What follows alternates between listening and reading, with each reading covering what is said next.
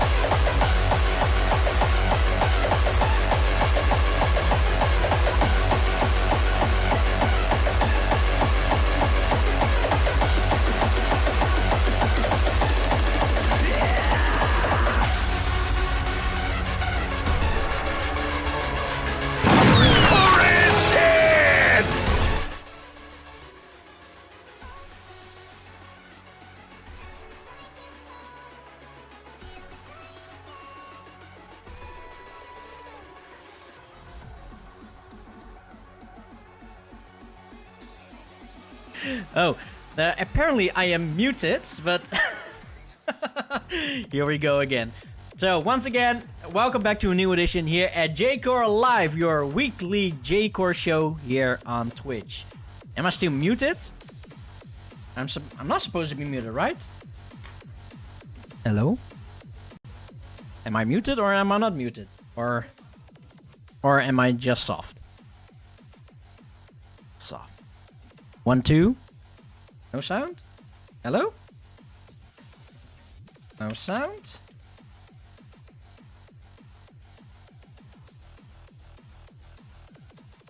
Hello? 1, 2. No sound? Oh, Jesus Christ. Apparently it works.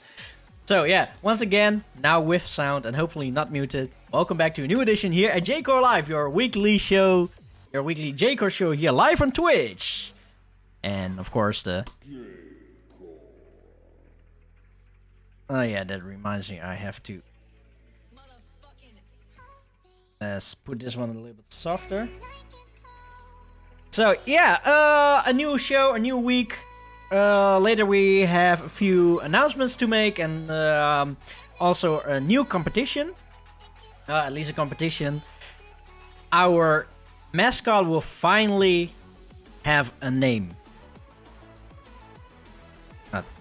Sound effects are too low.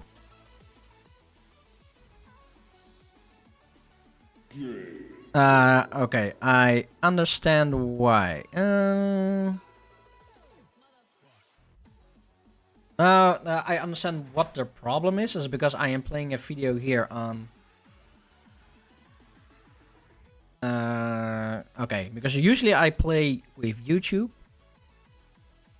Let's see if I can do this on another way. Let's see what happens if I open media player. Does this work? Okay, this is better. Yeah, this is a bit better.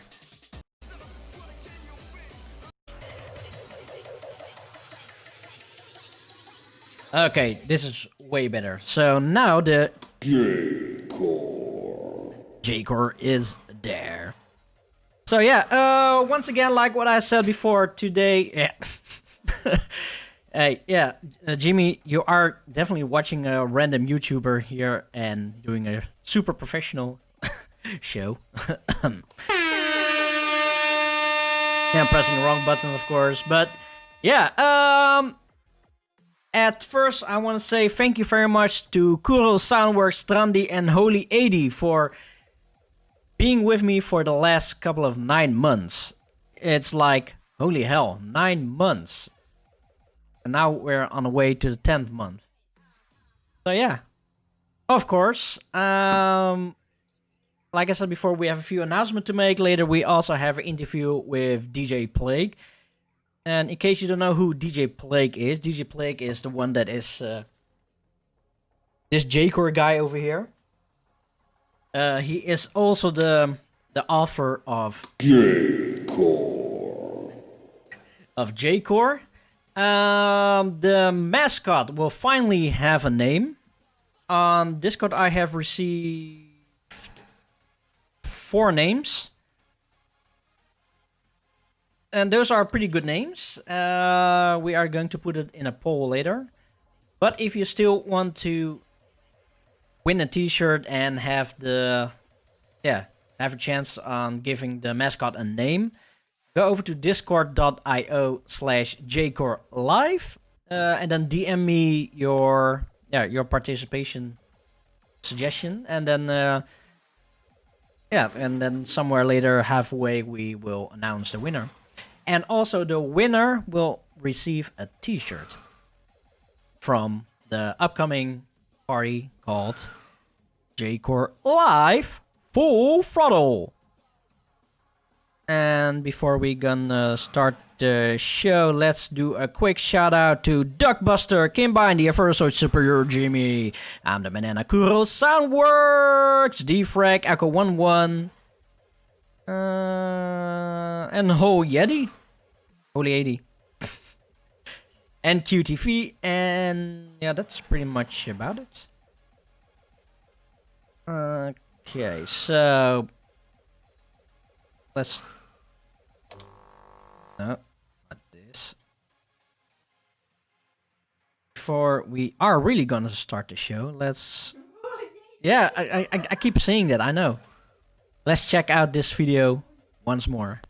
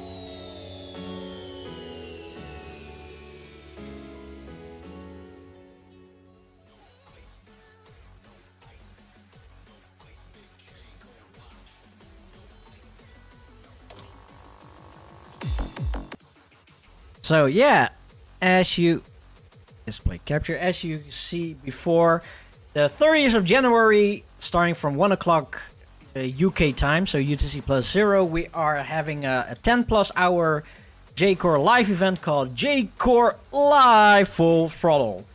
And it's going to be an awesome party, and I hope that you guys will be there and party along with us. So for today, we are going to do a little bit differently because let's start about what we're going to do with the show today. Today we are going to discuss and listen to DJ Plague Tokyo Terror. It's from the Extreme Hearts label XHC005, and we are also going to discuss the one and only vinyl that I have, and this is CSR versus Japan.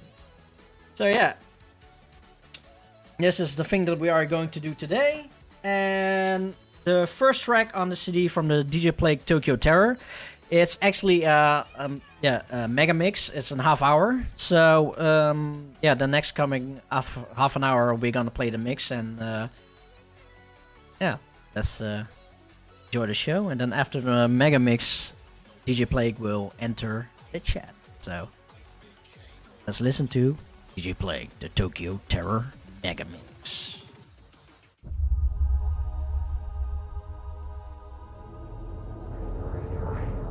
Get ready, motherfucker. お前ら用意はいいか、この野郎。DJ Plague. ミックスが始まるぜ。Speedcore.ca and the Canadian Speedcore Resistance.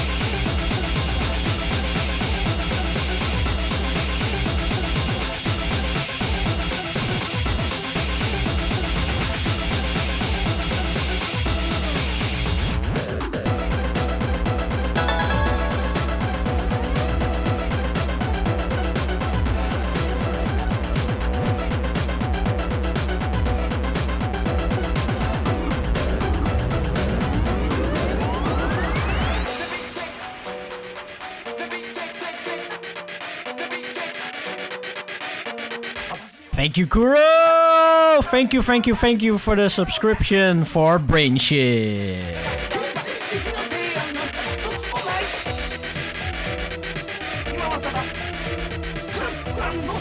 No one knew who or what would follow. The Antichrist? The end of the world. 20 million died. And more till.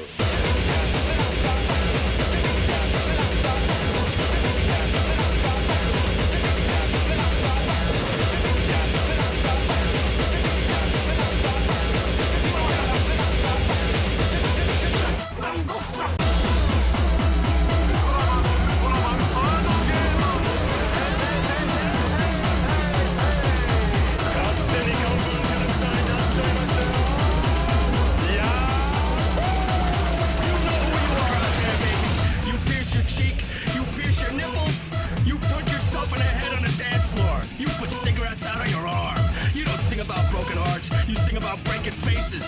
Fuck them all.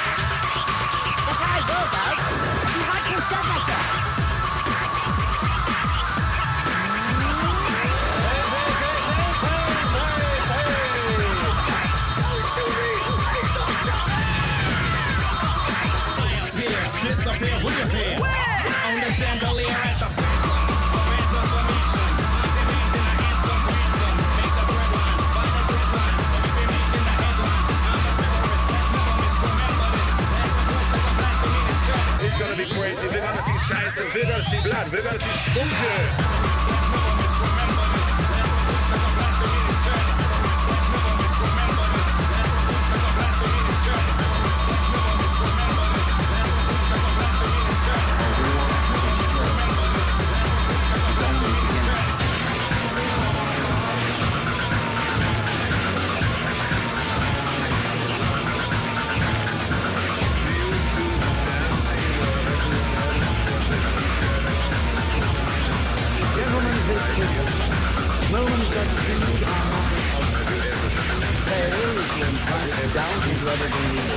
Everything will be a corpse. Gentlemen, I want to say, and I wanted to understand what terror really is. Now who's next?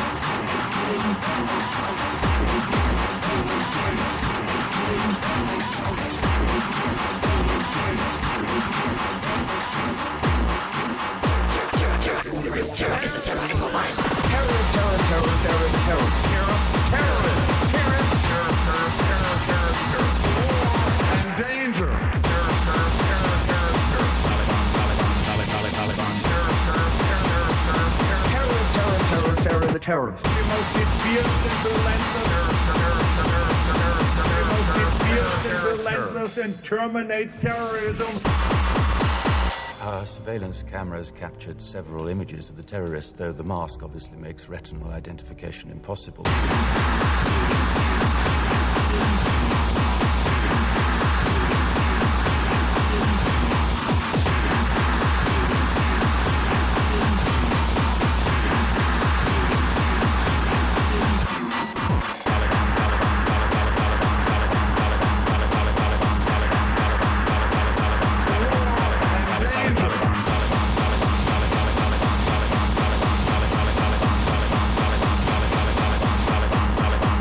Taliban. What we need right now is a clear message to the people of this country. This message must be read in every newspaper, heard on every radio, seen on every television. This message must resound throughout the entire internet. I want this country to realize that we stand on the oath of liberty.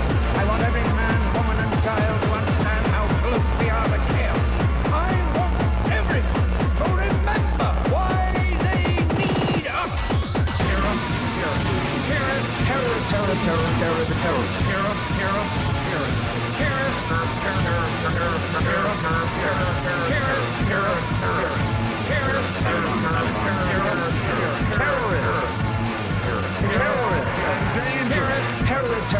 Terror, the terror. You must be fierce and relentless.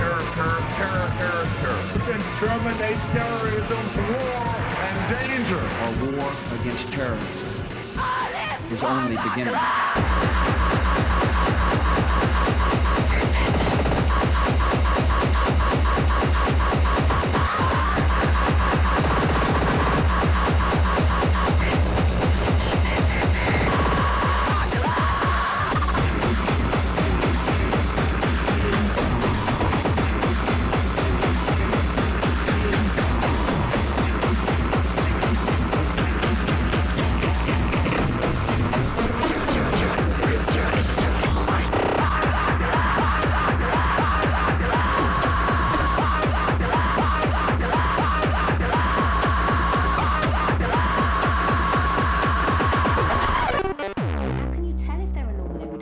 Or a terrorist.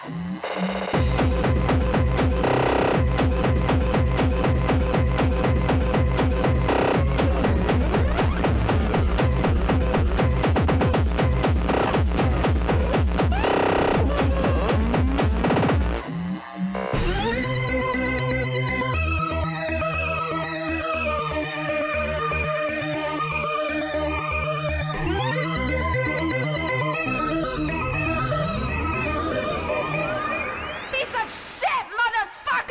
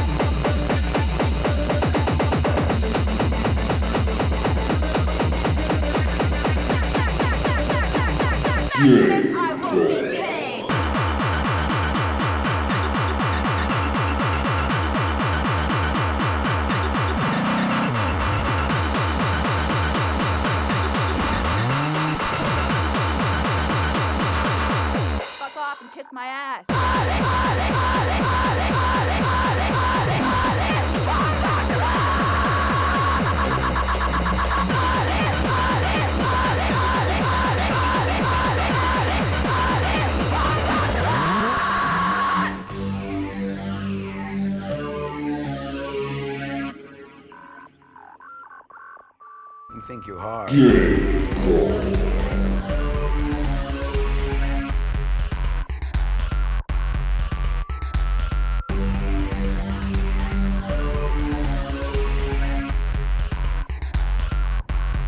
I'm harder.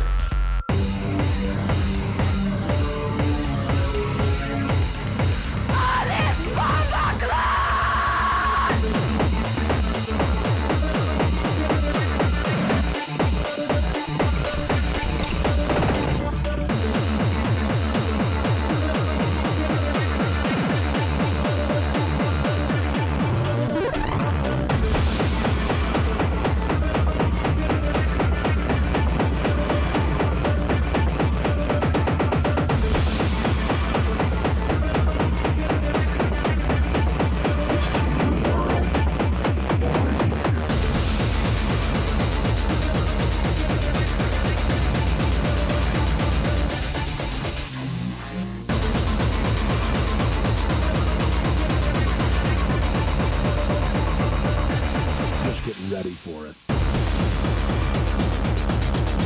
This is the new life.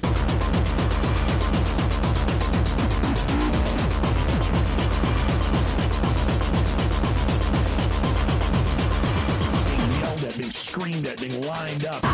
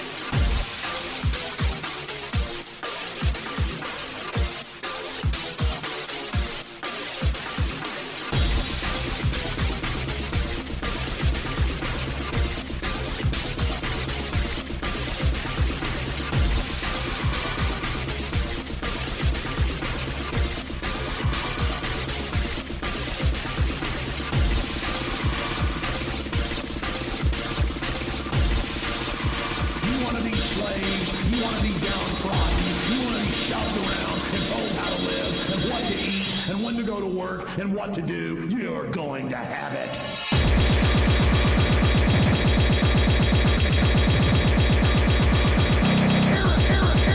Tyranny!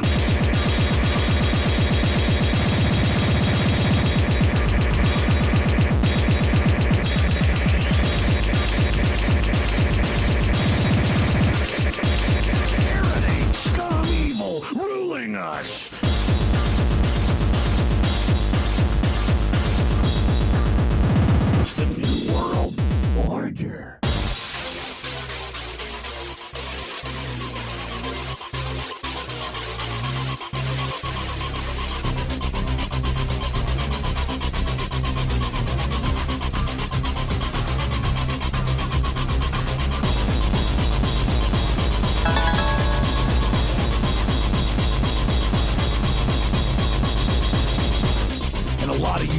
A lot of you scum out there who love this system and love it all, you're going to love every minute of it. Just get ready for it.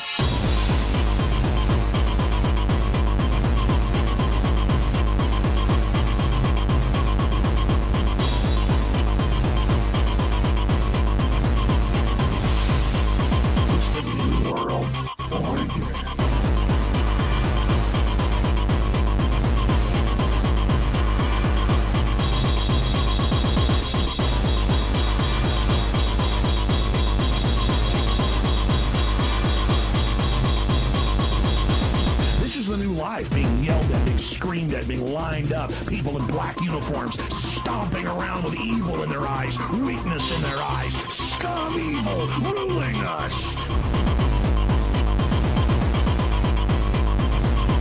Seeing these Canadian border guards, man, they were sickos. They were getting off on the power. They loved it. You could tell a bunch of them were perverts and everything. You just see it. They're just criminals. We find one image of porn, you're going to prison for years.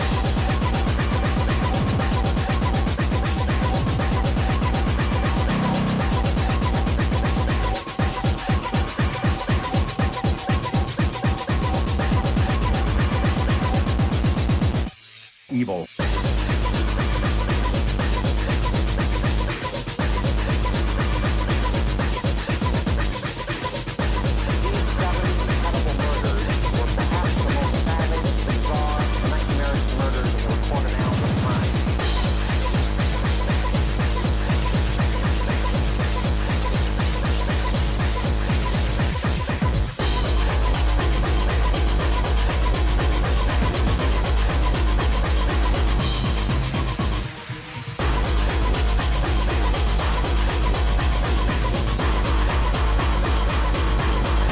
And thank you, Koala Bad Cow, for your 3-month subscription here at JCore Live. Evil. Evil.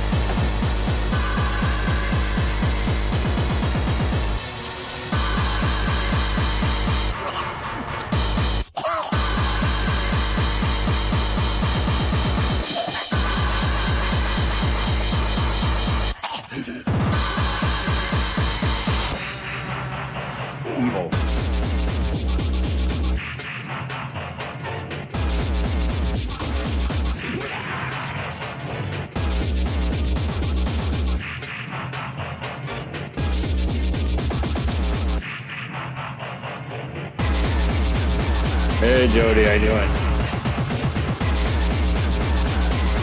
I'm all set up here. I was gonna just put a flag behind me, but I figured this is cooler.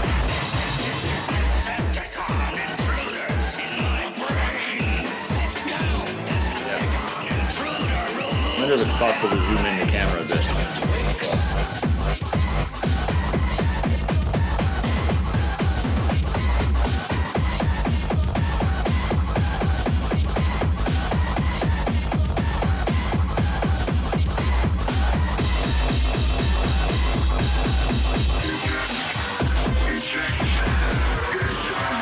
I just set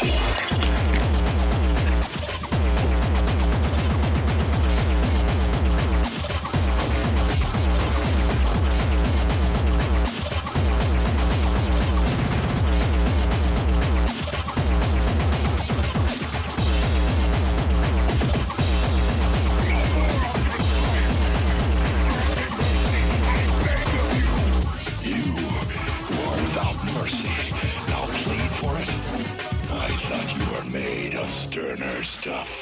Suffering and pain. Suffering waits for you. Waits for you.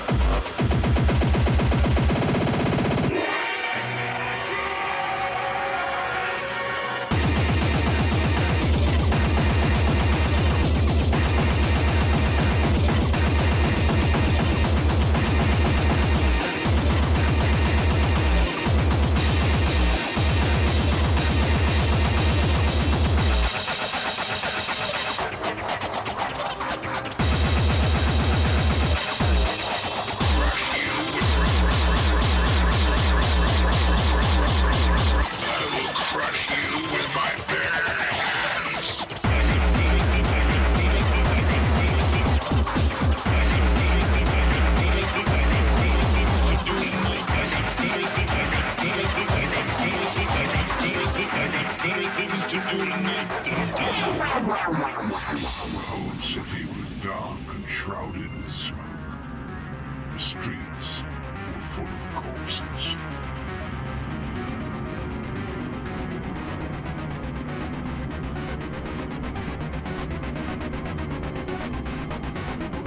City of Death came to mind. There were only dead people. We were the only living souls. Now I am become death, the destroyer of worlds.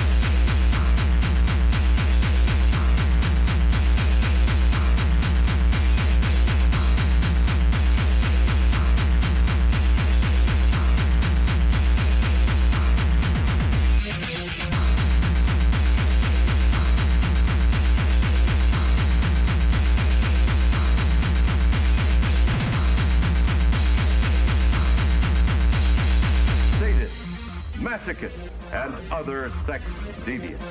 Through this material, today's youth can be stimulated to sexual activity for which he has no legitimate outlet. Never in the history of the world have the merchants of obscenity had available to them the modern facilities for disseminating this filth. This moral decay weakens our resistance to the onslaught of the communist masters of deceit.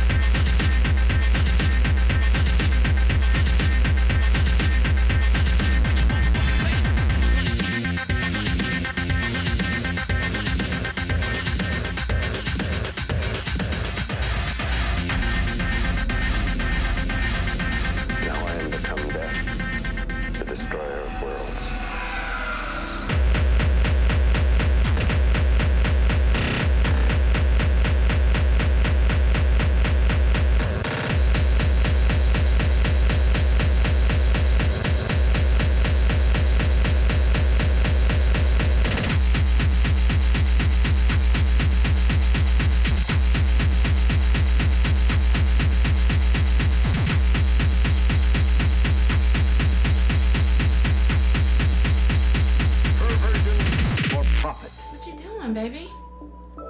Nothing. Just thinking about you.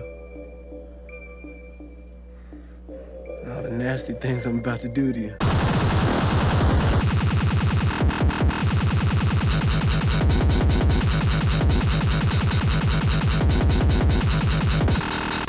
Kill the corpse and have sex with her and screw the nuns with the crosses.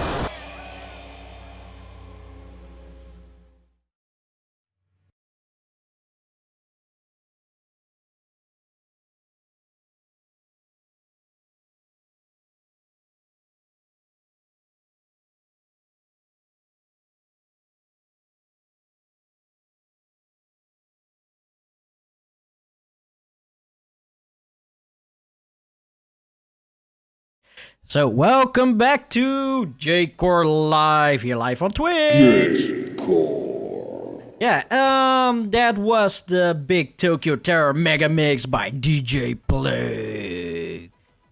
And yeah, talk about DJ Plague. He is finally here, and we are going to have an interview with the man himself. So everybody say hello to DJ Plague. He's the pretty much the inventor of the J-Core sample. So yeah, Blake, welcome to J-Core Live. Thank you very much for giving us your precious time and stepping out of Terrorland. And J-Core. J-Core. So how's it in Terrorland right now? Terrorland. Oh.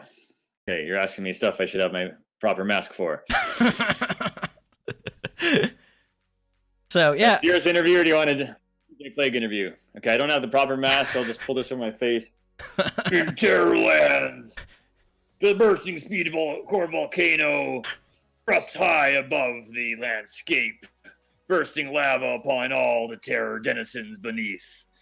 None may survive the fear-induced terror that is Terrorland. Nice. Yeah, I'm halfway between. No, I can't do an interview anywhere in the mask, so this is the best cheat. It doesn't matter. So, DJ Plague. Let's talk about you. Who is DJ Plague, and how did you rose to be, such a legend? How did I become such a legend? Yeah. No, it's not really. I don't know. One step at a time, I guess, if legend is what you call it. Well, depends. Do you want the DJ Plague style interview, or do you want the real interview? People want to know. We could do the both details, or they want some the bullshit interview. Okay. No, basically, okay, long story short, not to make it boring and long, just small events. And, people hated it in Toronto. Nobody liked Terror or Speedcore or anything. We played in the third rooms. In fact, my first gig was intended to make everybody leave at the end of the night. They said, okay, you're perfect. At the end of the night, play the last half an hour, and get everyone to leave, because otherwise we got to tell them to leave, and it's a pain because they stick around. I was like, okay, great. So I just went with it, pure speedcore, blasted at them. Thing was, there were a few guys, mostly Russian and Polish guys, and they would stay even longer. They really liked it. The Canadians didn't like it at all, but the Russian guys and Polish guys, and they were really into it. They were really drunk also. So kind of, at least there was a small group of people who were really into it, and then that's the people who I find most pleasing to play to. Not about playing the main room with thousands of people, and it was never about kind of playing for some massive crowd or being big and famous or something. It was more about playing towards people who are really into it and really getting something from it. So from there, it's very helpful when whatever you do, no matter what someone says, you won't stop doing it. So if somebody says, oh, like people would say, oh yeah, I hate your music. I'm like, okay, well, so, if you're not swayed by what other people think, and you already know there's enough people who really love it, so you just play to them, and it doesn't matter what the general public says. So you're never following the trend. You're just doing what you do. And then sometimes you have lots of people, sometimes you have no people. And as long as you're enjoying what you're playing, as long as you're your own favorite DJ, it doesn't matter what the audience is you're playing to, because you're going to enjoy it. It's always good to have people who like it, but that's why, it comes and it goes, and it comes and it goes. The last time I played was in Toronto a year ago before the lockdown. It was for 20 people. But they're all into it. And they're all people from years and years ago, so it's a lot more fun. And also the last CSR event in Holland before all the lockdown and everything. Oh, that was such a legendary party. It's maybe like 200 or 300 people, and every single person there was from some point in history of CSR, from all the way from like Terrace Chris, who's there from the very beginning with his parties in Montreal, and Francois, and then there's Stinger and Smurf, who met after going to Holland, all the way to you, who I met around 2009 or so. Every person was at a point in history. So that was the most rewarding moment in the whole story, was seeing that people stayed true to this, true to the idea that we had from the beginning. And I'd much rather 1,000 times over have those 300 people than play at any main stage of any Masters of Hardcore or any big, festival or what have you, Art of Dance thing, or any kind of Q dance or anything like that. Because, you're still going to play, even, the biggest event ever that I've played, say, for instance, Hard Chalk Festival or Hellraiser versus Mega Rave, where there's thousands of people there. You're not playing for thousands of people. You're playing for those couple hundred people who are right at the front, who are there because they've seen you at other things. So you're playing for your core group, and then the rest will come and go. So you don't play for the people who are coming and going, because they don't care one way or the other. You're playing for your core group. You see your core group right there. You play for them because they're the ones who are into it. They're the ones who have dedicated themselves, and so you have to reciprocate and give back to those people who feel so passionately about what you're playing. And so that, I find, is the key for anything in life, really. Identify the things that you are most passionate about and focus on that, and ignore the external influences of new coming and going styles, trends, and things like that. That's okay. Here's another point is back 8 years ago or so, when all these new styles came in. I was gone from Europe for a few years, came back, and then all of a sudden there's all these new trends, all these new styles out of nowhere. And then the pressure is like, well, you got to follow the style because this is where the things are going. And then it's like, no, this is not, up tempo. All this is, I'm not into this. So now I'm going to make it old school terror, because that's basically what it is now. Considering, it's considering, I guess, the vantage point of people watching it now, it's old school to them because it's been around. That's another technicality, what you want to call it. Yeah. But basically keeping true to the original theme, and you may lose, you may win here and there, up and down, but at least you're consistent, and I think that's appreciated, especially nowadays when things come and go so quick with the internet. Anyway, I'm talking, not letting you ask any questions here, get a word in. So why don't you take it over? No problem. No, but I can go on and on for this. Yeah, I know, hours, because you just said that we have met each other in, I think it was even 2010 or 2009, at least one of those 2 years. But in those first years, I've learned quite a lot about you. 2009, everything. Yeah, I think it was also 2009. But I learned quite a lot of you and about you, and also like the lifestyle that you are doing, because back in Toronto, or you're still there, but back in Toronto, when you just started out, there was like absolutely no hardcore stuff over there, because what were they even playing on the radio, or what was the hardest thing that they had over there?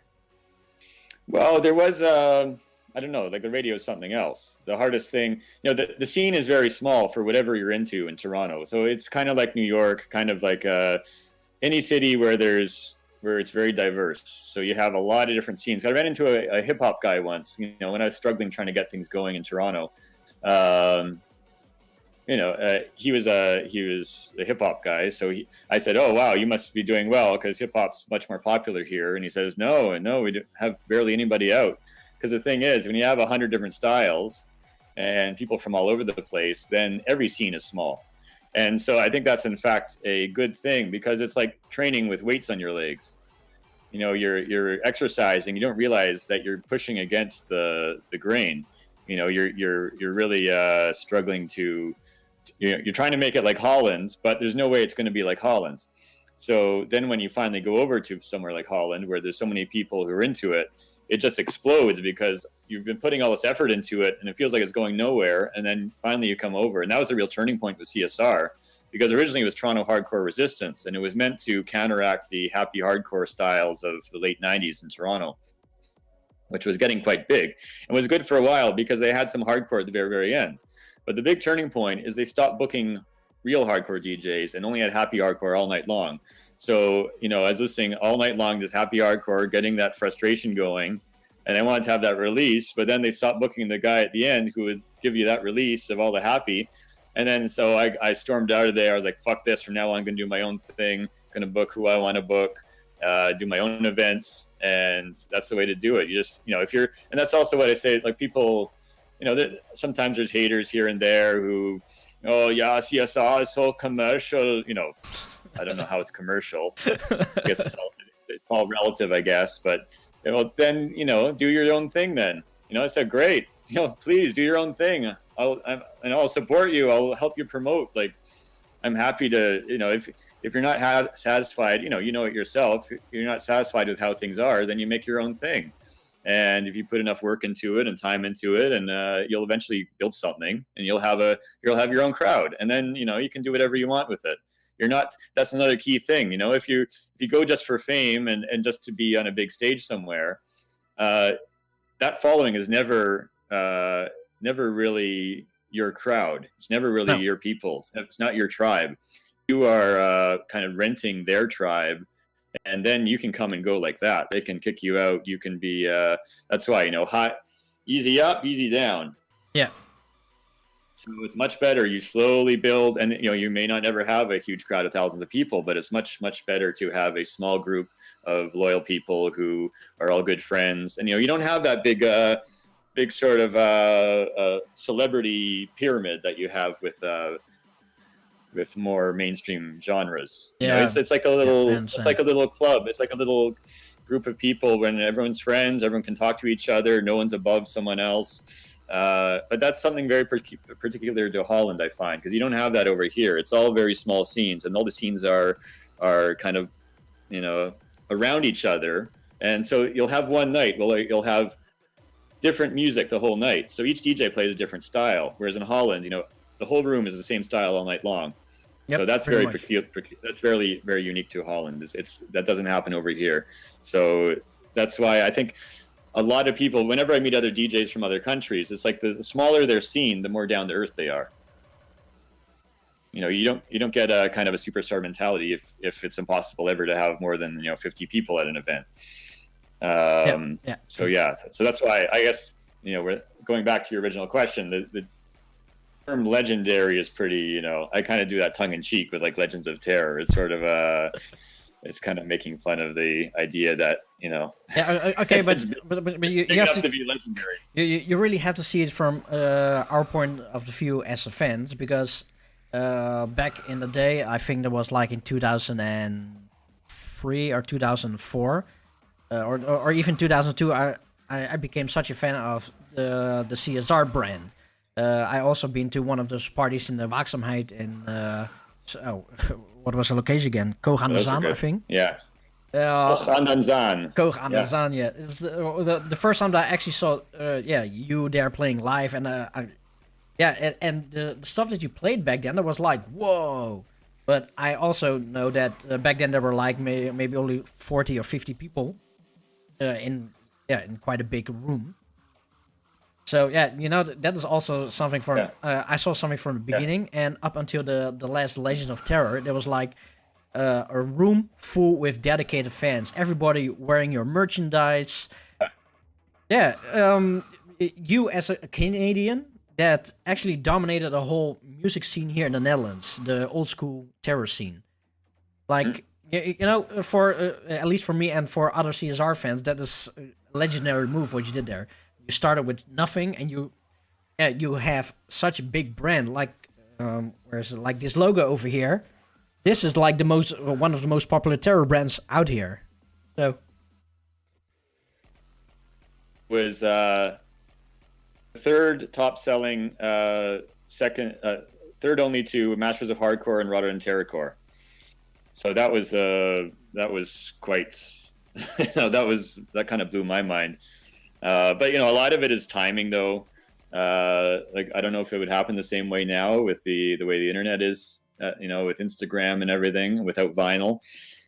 So timing is a huge part of it as well. Like being there in the right time and ready for it, and also, you know, I don't know if I could do that nowadays if it was the same situation. It's just so different with the internet and with social media, and you don't have vinyl, you don't have the same kind of record shops you used to have. Yeah. So it's just also now there's up tempo, and that's kind of, I don't know. It's a different scene, it's a different style and different genre.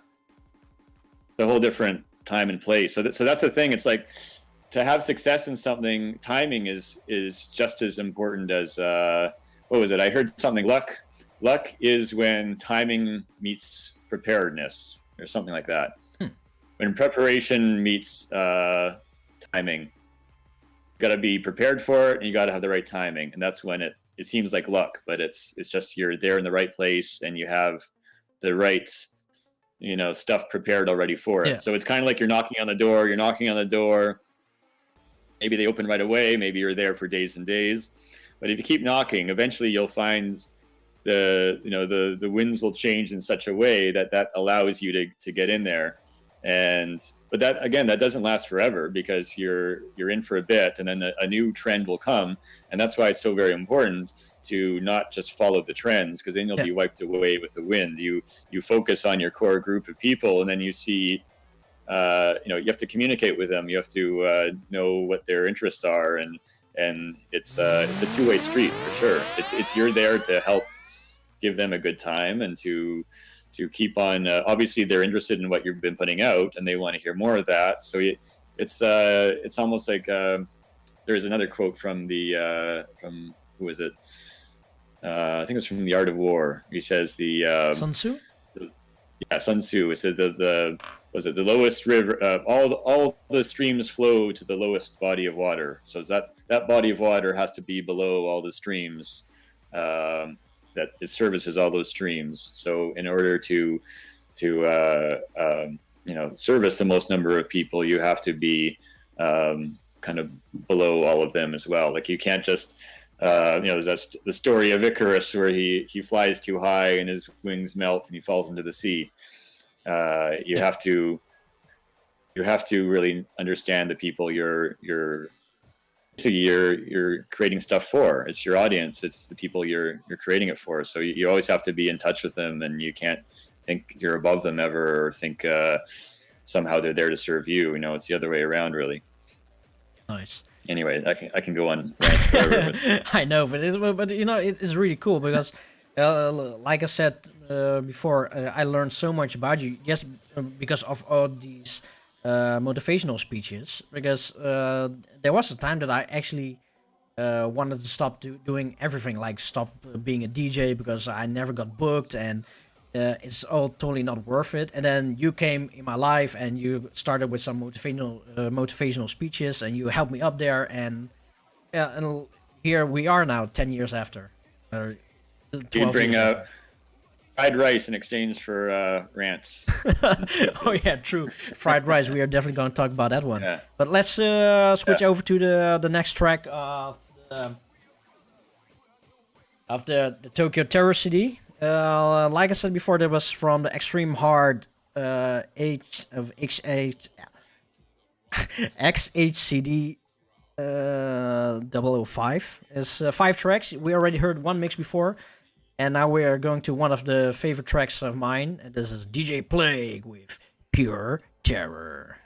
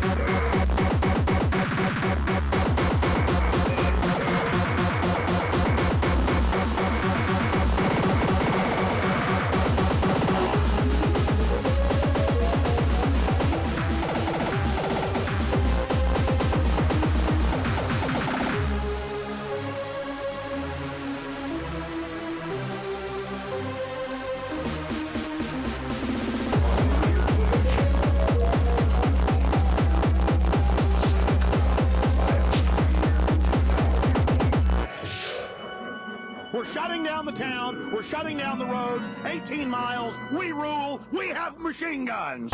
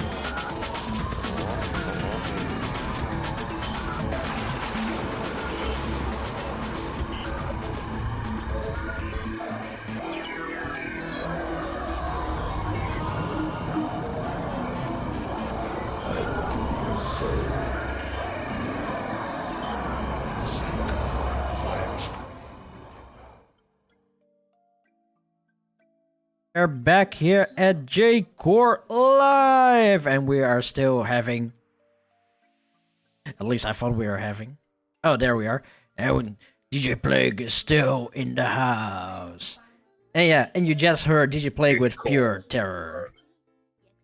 So, Pure Terror.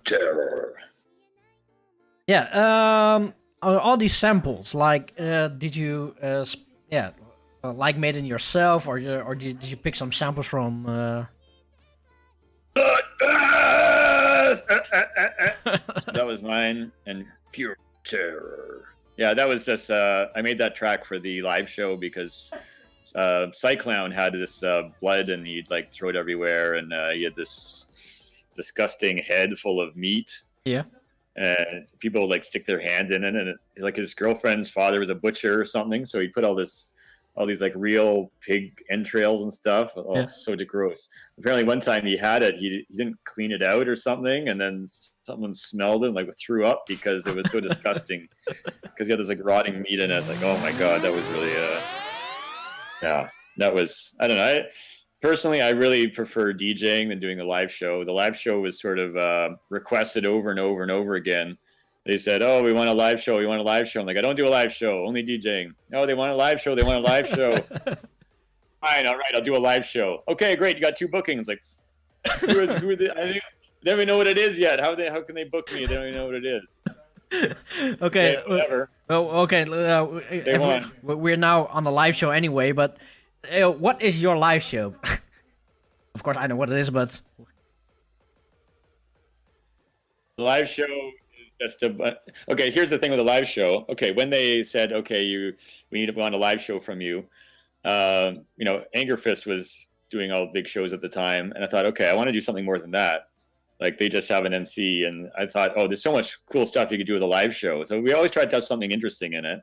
So, stuff with the blood, or, whatever kind of weird public performance project people wanted to put on was sort of open. Like Bodley and Miss Cat, they did some weird kind of show where she'd whip them with stuff and threw blood around. I was like, okay, whatever. I usually couldn't even see it. I had a mask on. I couldn't even see through the mask. So I thought, okay, I'm going to do the music. Well, you guys can do whatever on stage. So later on, I got Guido to do sort of the managing of it. In the middle, there was Cyclown and Fire Scream who were doing, she was doing the fire show. So she was already doing fire stuff. So I said, okay, go for it. So it's kind of a blank slate for random weirdos in the scene who wanted to do some kind of show. And then after that, there was Guido. Guido learned to breathe fire, and then he did the grinding thing, and then so I just wanted to control the music. Yeah, he's doing the grinding thing. So what? Is he grinding on poles? Yeah, I know. Well, later on, he went off to do the other thing, SPD. So yeah, but that's okay. Yeah, it was just basically, I wanted to have cool stuff going on.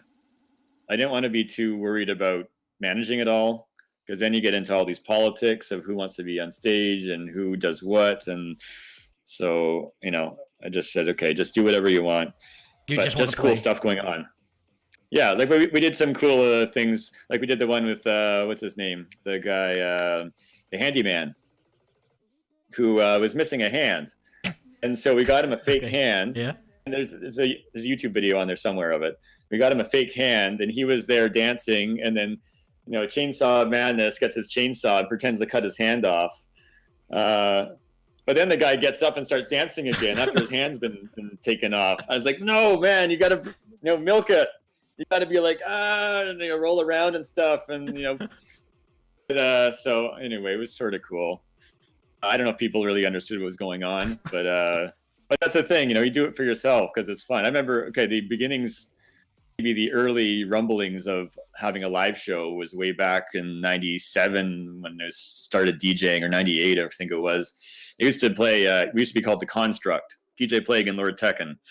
And we play half and half. So he played like new style stuff and I played the faster stuff.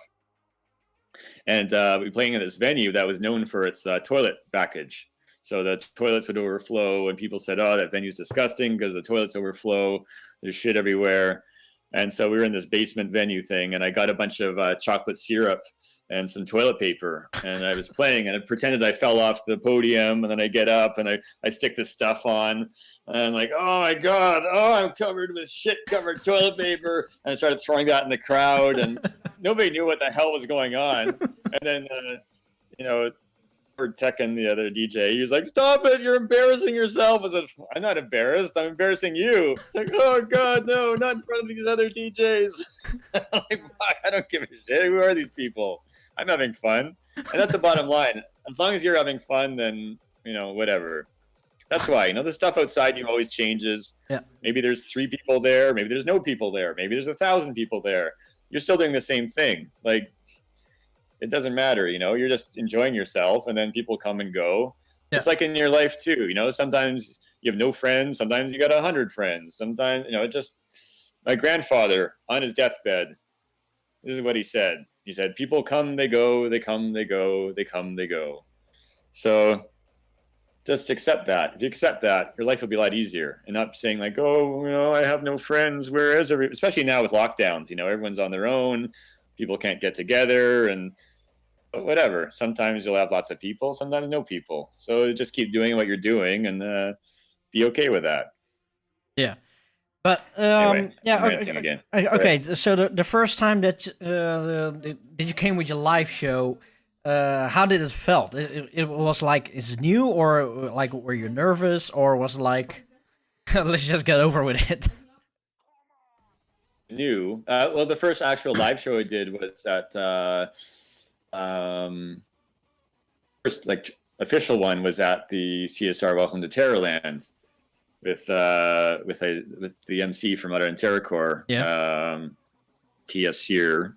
But for this show, he called himself the Black Bastard, and he put on the face paint and everything. And he did a good job of it too. And the most important thing though was the visuals. Like for me, before back in Canada, I was already doing visuals. So I had this idea that in the future that people would be triggering the visuals, and that would be part of the show. And that didn't really seem to pan out as I thought. But I really wanted to have visuals going on because, I studied video and compositing and effects and animation and stuff in college. So I wanted to really bring that as another element, because so few people had visuals going on with their show. And especially like custom made visuals that have your logo and have stuff going on and trigger samples and stuff. I thought that was something really cool to add. But it was such a struggle to actually have it take place in reality.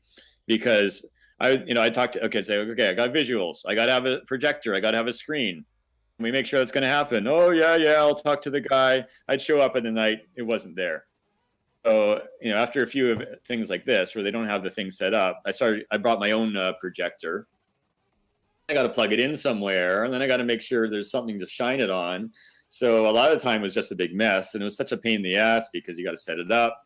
Half the time it doesn't work. And then you're like, well, are they even watching this? It's just like once they were all, I had the visuals on the side. This is at Nighttown. Yeah. Again, there's a video of it somewhere up at Nighttown, Darkness for Life, I think it was. And I actually had live triggering of the video. So I had a program called Archaos. You could trigger the live visuals and live samples. So I was triggering the tracks and triggering the visuals. And I was like, all right, I really got it going. But everyone was watching me. I was like, no. Watch the screen.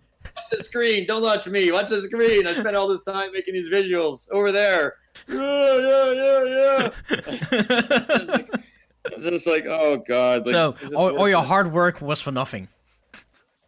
Well, not for nothing, because then, you can later put it in a YouTube video like we have here, and then you reuse it. So Nix is for Nix. They always used to say at Rige. You always create something, and you can always recycle it. So it's true. Melon, he is redeeming the J-Core sample. So would you like to have the honors by saying the famous J-Core? J-Core. Do you want a few? J-Core. J-Core. Whoa, you got 3 of them. Nice. So, Yep. Okay.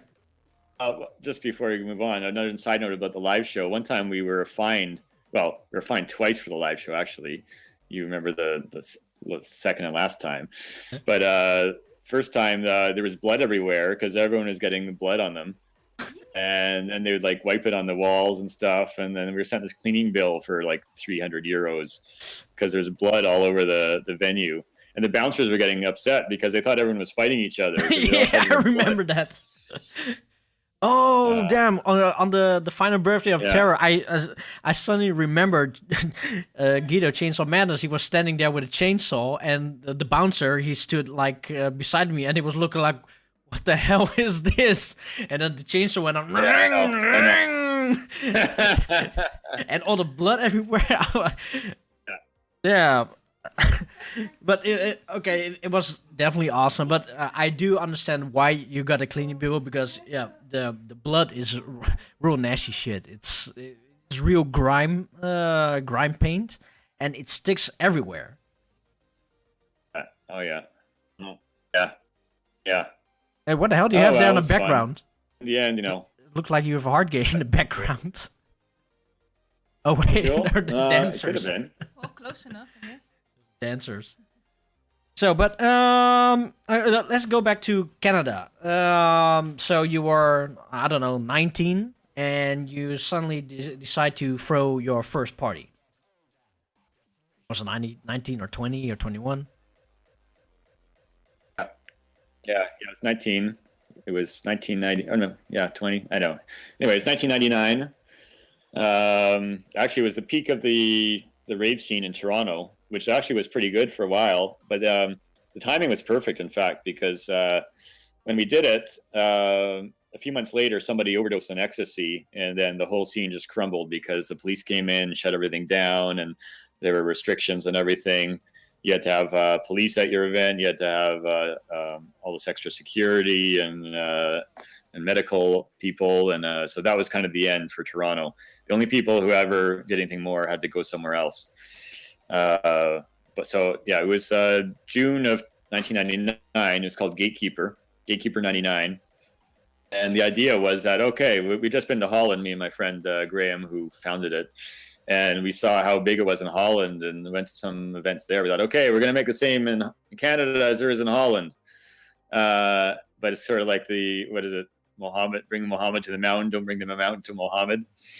So, because we did this event, and it was actually a huge success considering Canada. It was 1,200 people. It was in fact the biggest rave I've ever done, but also the biggest failure as well, because we lost like $6,000 or something. In fact, we could have lost a lot more if it wasn't for that time of year and that time of the scene.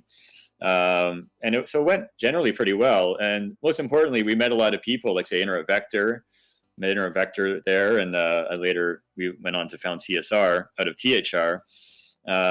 And so met a lot of friends. Knife Hand Shop, who does breakcore, who are still friends today. He was already traveling in Europe, so he gave the inspiration to go on the tours. So even though it failed, that's what I told your friend. I don't know if he's listening, but you want to produce a record. And, you can go over figures and is it going to make money? Is it not? Sometimes, in fact, almost always, the money is the side issue. If you make money or not, the fact that you will embark on this new path that will open up all these kind of doors that you never imagined would open before is really the payoff, because you take a chance and you go out and you do it big and really go for it. And then what it does is it attracts all the people who are also into that. And then from there you have your foundation from which you can, it's like, you're Decima Sounds and, you're doing Warp Zone now. It's like you build that base, and then from that base, then you can go somewhere new. You can kind of take it another direction. You can build on it. Yeah. But if you do that one big thing to begin with, if it's a failure or not, at least you did it and you made that impact. And then from that impact, it creates waves. It creates ripples, and those ripples can then grow into other things. Yeah.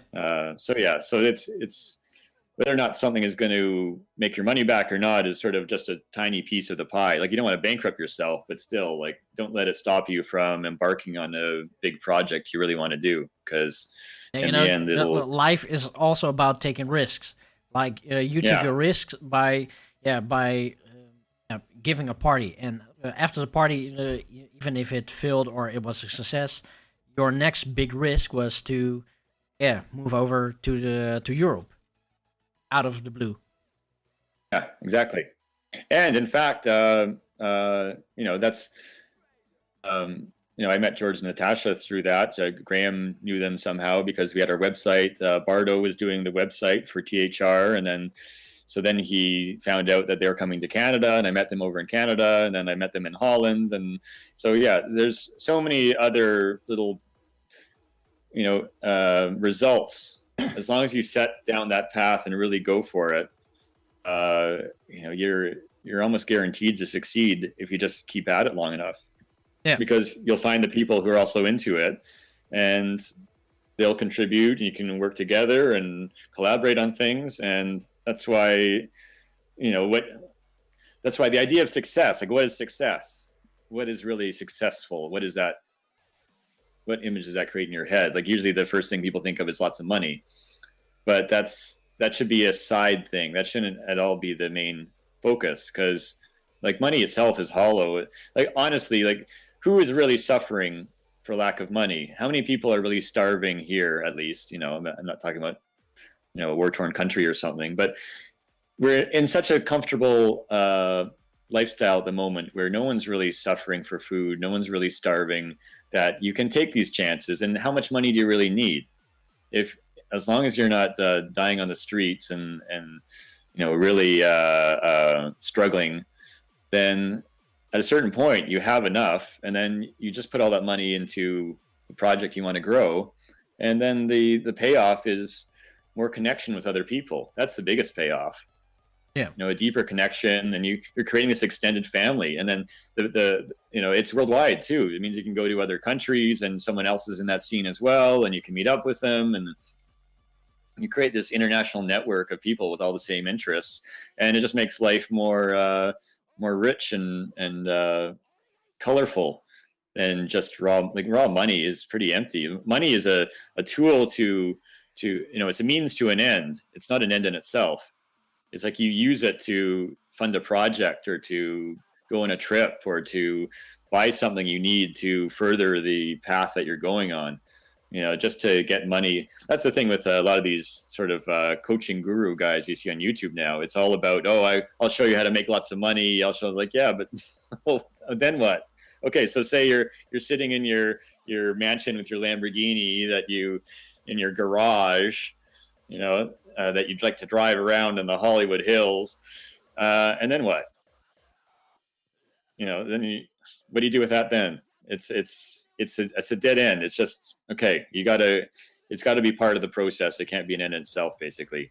So forget about the money. And if you forget about that, you'll always have enough. And that's the thing that I find most beneficial. Like, it's, if you're not focused on the money, you're focused on the interpersonal connections, you actually lead a very rich life. Like, I remember you asking, like, well, how do you do it? How do you go to Holland all the time? It's like, I don't have really, I do some commissions and things like that. But wait, just a sec, because this is a real fact, not a fact, but I said it already several times about how is Plague even able to travel like 3 or 4 times a year to Europe, to Canada, to Europe, Barcelona, whatever, to Canada, Mexico, then back here again, and so forth. It's like pretty much your whole life. And yeah, sometimes I wonder, okay, a flight ticket, a one-way flight ticket might cost like 400 or 500 euros.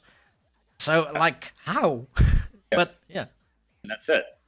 But see, then that's it. Because that's the big cost, which in the scheme of things isn't a huge amount. If you're paying a mortgage, you're paying for car payments, you're doing all that kind of stuff.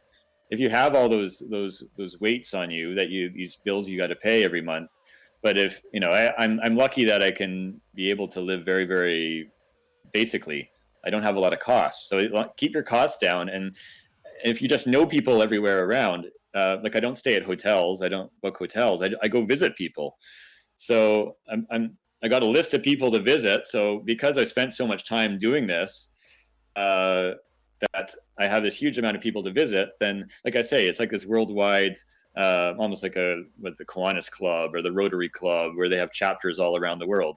So, you may be sleeping on a lot of couches, you may be sleeping on air mattresses. I remember in New York once, I stayed with Citronica, and I was on this cold air mattress beside the Brooklyn subway, coming by every 20 minutes. But, as long as you're okay with that, as long as you don't have a high standard of comfort, you have to have a beautiful hotel suite every time. It does save a lot of money, though. Yeah, and actually, it's a lot more interesting, I find. It just depends what your comfort level is. So it's, there's if you're willing to, is what you're willing to sacrifice. What is the most important thing to you? is comfort and possessions and having a nice car or having a nice house? Is that what's important to you? Is traveling and seeing the world and visiting friends around the world, and is that important to you? Because like you got to choose. It's to make the kind of money to have those possessions and things like that. Usually you have to have a pretty regular job that you can have the money coming in to pay for these things. So it means that life becomes less stable. So you're always trading stability for freedom. It's a balance of the two. So do you want stability or do you want freedom? And to have stability, it means you're going to have pretty much the same day every day. To have freedom, you're going to have a lot of unforeseen circumstances. You're a bit more on the line. Who knows what's going to happen. So you got to balance the two. So if you have too much stability, life is going to get boring. If you have too much freedom, life is going to become, you're going to start to wander, become aimless. And there's also a lot of different situations. You may get into trouble, or you may have a hard time navigating yourself through it. So again, it just comes down to what are your goals in life? What do you want to do with your time? So everybody, do you understand why I have lots of talks with DJ Plague over here? Because every time he says these kind of facts, and then I don't know how it is with you guys, but every time if I talk to him, I feel motivated, and suddenly he sends a ray of energies, and that makes me think about, oh damn, you are right. So yeah, I cannot say anything else on this. Pon says, he's married, so he needs higher standards. That's usually for a lot of people, at least, that's usually the thing that sets the bar much higher than they're used to. If they get married and they're going to have a family, then if you have a family, you can't just be traveling around everywhere. So that's a commitment that's going to, it's going to lessen your amount of freedom. Yeah. But it's going to have more stability. So it's not like one is better than the other. Stability can be great too, because you can build something, you can build a legacy, you can build a family, you can have grandchildren. It's a noble thing as well. Like freedom means you can travel around, you can meet lots of people, you can travel around the world, have a lot of interesting experiences. It really comes down to what you want out of life, really. If you want to have diverse experiences, or do you want to have, I guess, lasting. Like this was something with Interrupt Vector at the beginning of CSR, because me and him, we started it initially, and he's a microchip engineer. He's got a family. He's moved out to Alberta now, and he's not available to go on tours, and it's hard. I've even tried to get him to say, just one time come to Holland and play one time, just to see it. But he's got a lot of work. He's very stable. He's stabilized, and it's just a different kind of life. So, like his idea was in the beginning. I said, "Oh, let's go travel Europe. Let's go on tour." And he says, "No, I'm going to do my traveling once the kids are grown up and move away. Then I'll go traveling." I said, "Like, well, it's going to be a different kind of traveling. You're going to be old and you're going to want to stay in hotels, and it's not going to be quite the experience. Like who was it? Was it Jimmy who said, sleeping at foreign friends is the best thing you can do." Yeah, the great thing with that is you see the world through someone else's viewpoint, someone from a foreign country.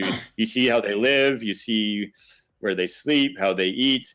It's so much better than staying at a hotel. A hotel is the same everywhere in the world. But when you're at a friend's place in another country, like you're seeing it firsthand. Whenever I used to travel to some other country and DJ, I'd always stay for a few extra days. I'd start work on Tuesday. I'd work at Reach during the week, but I would stay from like the late Friday until late Monday, just to travel around, just to kind of witness the country firsthand. And that's incredible, because then you just see the world from so many viewpoints. So you really got to start to understand people and where they're coming from. And that's the most fascinating thing about all of it, I find. Aside from the music, aside from the parties and everything like that, getting to see the world from multiple points of view, from the people living in these different countries, I think is the most valuable thing I've got from the whole experience. Yeah. Well, those are definitely some wise words. Yeah, talk about interrupt factor, should we play the next track? Sure. Because the next track is going to be from Interrupt Factor versus DJ Plague with Drinking Beers. And seeing the time as well, we're going to play 2 tracks. The next track will be DJ Plague versus Stinger with Kill Everything. And then after, we are going to start the poll and give our mascot a name, finally. So here it is. Interrupt Factor versus DJ Plague, Drinking Beers.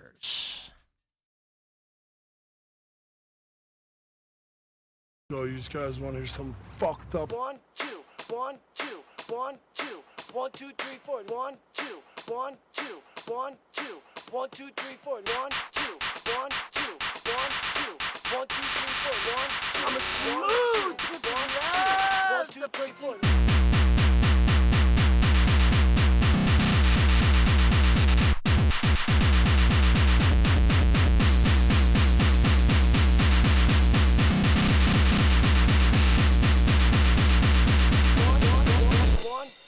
One, two, three, four. Noise, smoking weeds, doing coke, drinking beers. That shit is the madness.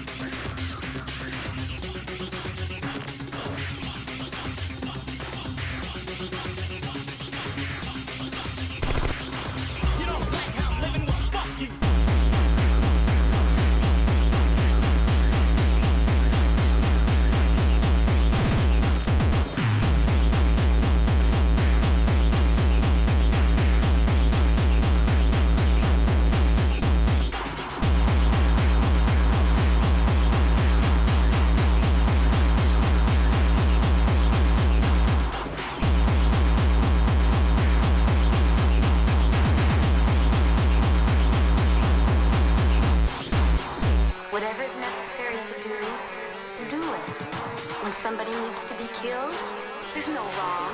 You do it. And you kill whoever gets in your way. This is us.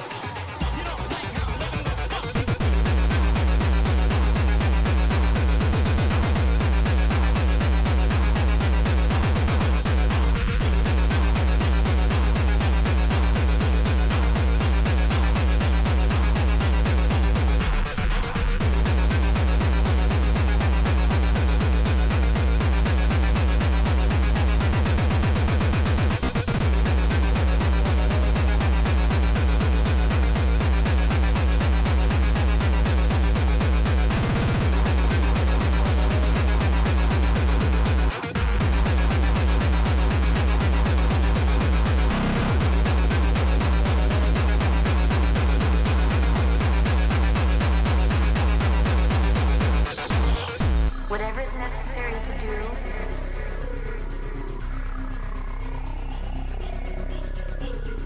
whatever is necessary to do,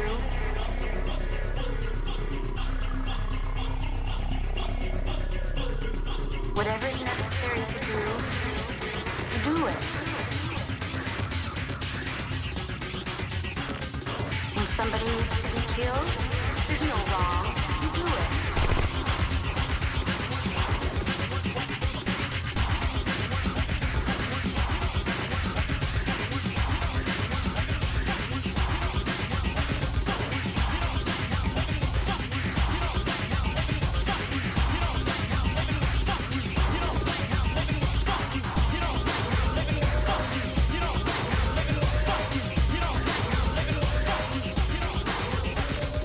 And you kill whoever gets in your way.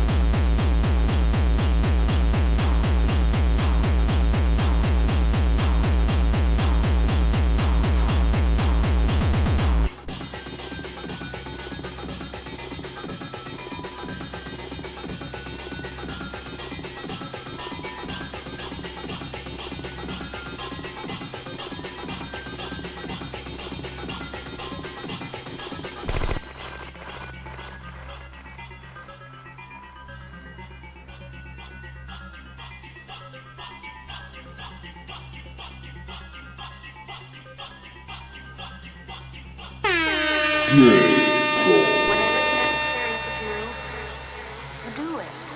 When somebody needs to be killed, there's no wrong. You do it.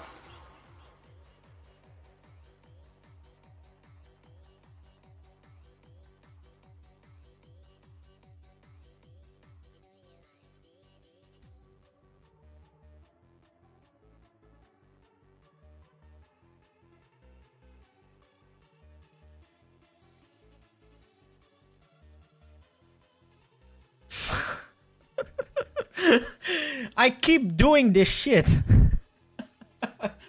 Okay, this is amateur time, as I usually forget to switch on the mute button. So yeah, once again, this welcome back to J-Core Live, your one and only J-Core talk show, here live on Twitch. Now the sound doesn't work. Oh, there we go. Now the sound works again. So, to everybody on YouTube, come over to twitch.tv/NeoDeathZerox. You can see the link somewhere up there. And yeah, chat with us together. Right now, we also have an interview with DJ Plague to my... what is this? For you guys, is to my right. But before we're going to continue the interview, we are going to talk about Jayco Live Rolling Start. The 30th of January 2021, starting from 1 o'clock UTC plus 0, so this is the UK time. We are having Rough Screams, Daniel 7, Roundwave Crusher, Koakira, Savage Stage, and MC Nubadub of NMDB, Red Ogre, Super Gear Jimmy, Howling Neko, Power to All, Cheesecake, and Redacted. So this is a 10-hour live event, but we are now also doing another event because we are giving this mascot character a name. Finally, it's time. So, let's see. We for the last week, I have asked you guys to come up with a good name for this mascot. Send me a DM, and I only got 4. But those are 4 good ones, and one of these 4 will be the name for this mascot. And also the winner will receive a t-shirt from the Jayco Live Full Throttle to their likings. So there are 3 different kind of models. So the 4 how you call it? Not inserts, but guys, help me out. What is it? The 4 not inserts. Oh yeah, the 4. Yes, thanks, Banana. The 4 suggestions are Setsuko. I'm gonna write it down. Setsuko is option number 1. Option number 2 is Jesse. Option number 3, it's a freeway name. And what do I mean with a freeway name? It's, we can either call her J-chan, another J-chan, or J-tan. It's pretty much the same. And the 4th suggestion is Kimi.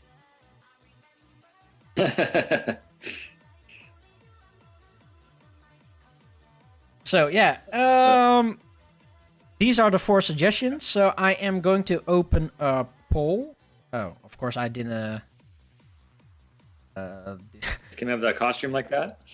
Actually, Kim did cosplay for the last version. Nice. Let's see how does this work. Great. Work now?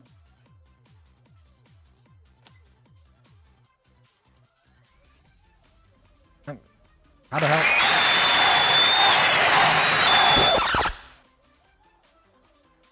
And Orin, thank you very much for subscribing here live on Jayco Live on your 6-month streak. Thank you very much. Jane Court. I didn't see any Jane Court in my DM. Oh, you did? Oh. And we are going back again. And then we also have a Jane Core. Sorry, I didn't see that one. I am going to close. Can I delete this one?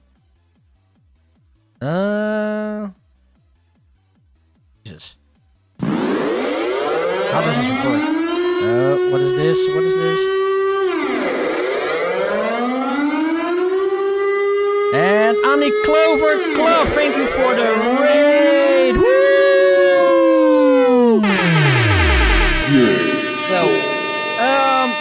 Thank you for the raid, Annie Clover Cup. I hope you guys had an awesome party and stream. And yeah, welcome to Jayco Live. This is the one and only Jayco Live talk show, live on Twitch.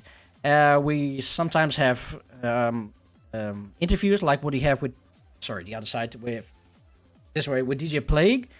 and we are talking about J-Core stuff, and and I have a lot of technical failures. How did I do this? So you know what? I am going to play another track again, DJ Plague, with A New World Order, and then I am going to set up the MooBot again. So, see you soon.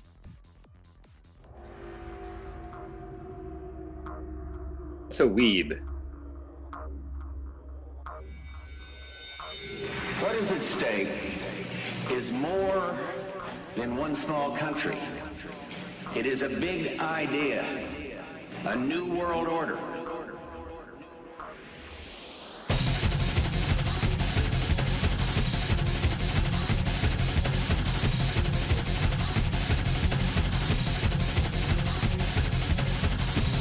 What is at stake is more than one small country. It is a big idea, a new world order.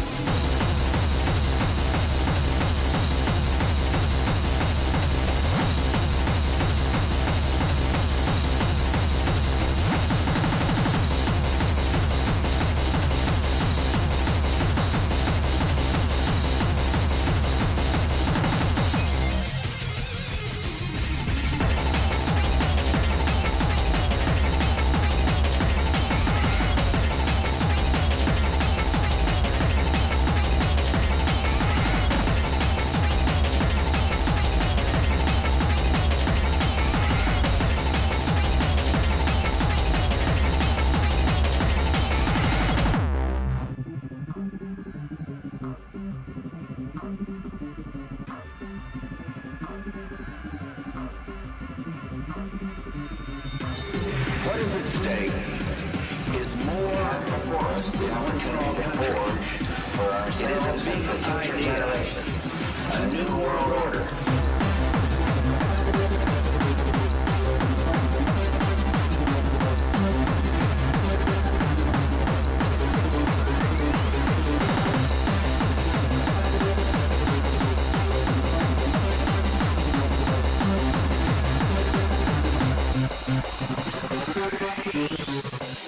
A new world order.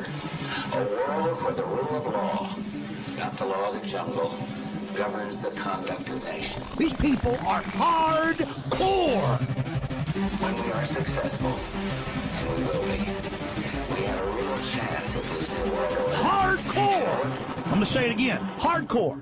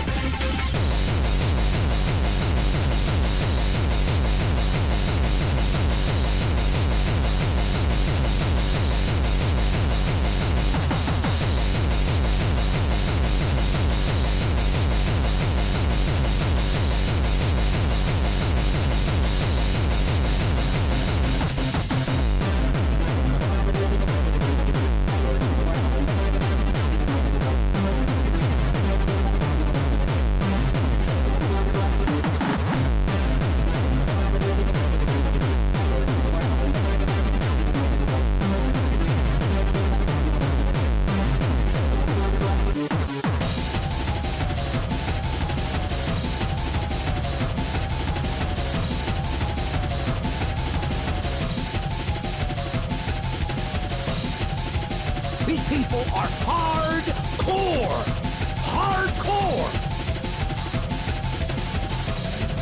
I'm going to say it again. Hardcore.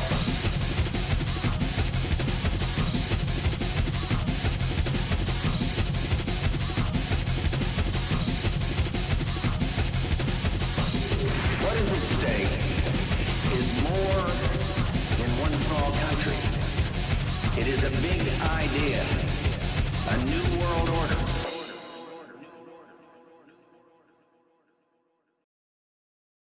And we're live here at J-Core Live. You just heard DJ Play with a new world order.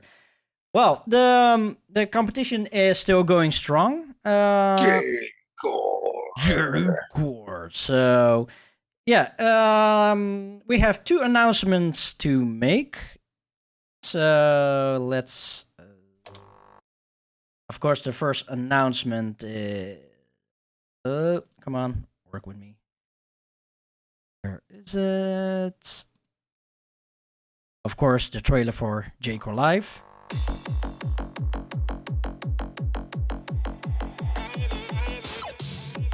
Oh, here we go.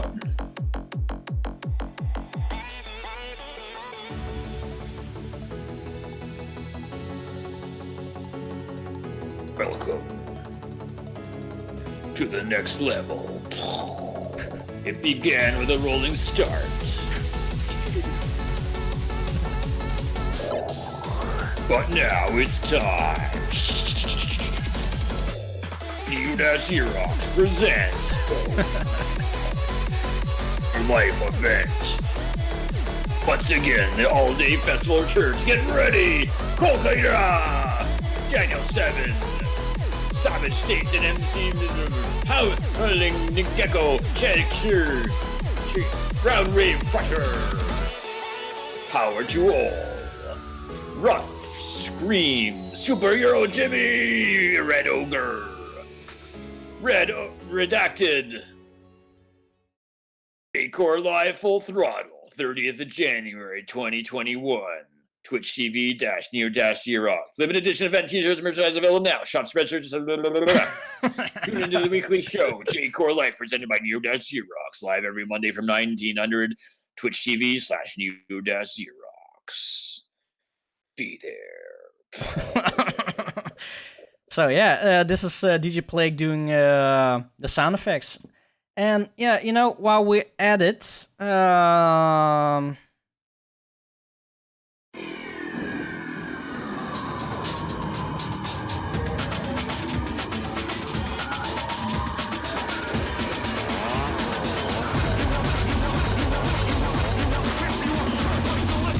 Now shut the fuck up.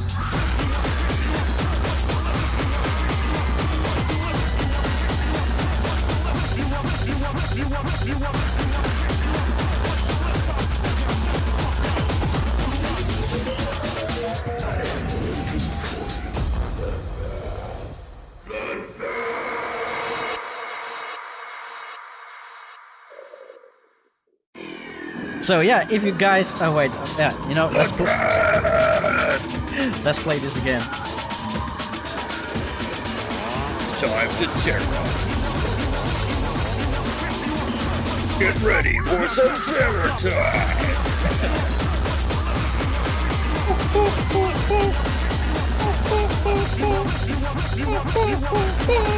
CSR Legends of Terror, 9 February 2021, 2000 Lockdown Plague Edition, live every second Tuesday of the month. Twitch TV /Neo-Xerox.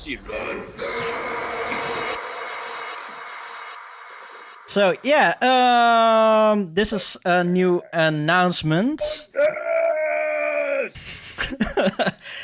Yeah, I have been such a fan of CSR and the whole old school terror scene for a long time. And yeah, Blake and me, we decided to do a monthly live show like the Gabba Disco show, but then with CSR. So starting from the 9th of February, every second Tuesday of the month, I'm going live. Yeah, here on Twitch with the whole CSR crew and some terror, some talk shows, and Also, and in case you didn't see it yet and notice it yet, I know Superhero Jimmy already saw it. I removed the mute button, and the mute button you can now find on Better TV. And instead of the mute button, we have the official CSR logo as an emote. So let's put it there over the screen. So yeah, a new old school terror, an extra show on a Tuesday, and Nice. this is going to be really, really cool. So I hope to see you guys there. Yeah, sorry guys. You can always use the mute button again for. At least everybody can use a mute button now. Let's see. Oh shit, where is my video? Oh. Damn, I cannot even find it. Where is it? Oh, there. So, yeah, once again, we are here with DJ Plague, and... oh, how far is the Moobot going on? Let's see, how many votes do we have? In total, 11 votes. So, yeah, if you didn't know this yet, we have a competition going on. There are 5 names to name our mascot. And the winner of the mascot will win a t-shirt to their choosing. And so far, we have Jay-chan, J-Core, Jane Core, Jesse, Kimi, and Setsuko. And Jane Core is so far, yeah, the overall winner, but the night is young, the night is no, it's still around 1 hour to go. So yeah, DJ Plague, let's talk about you again. Let's talk about you, baby. Oh, Comprex! Thank you very much for giving 10 whole subs. 10 whole subs to Crowbat, Despite, Echo 1100, Banana, Daniel Feebit, Techist, Rota, Kurosaki, Kambiza, and Compi. Thank you very much, Comprex. Thank you! Woo!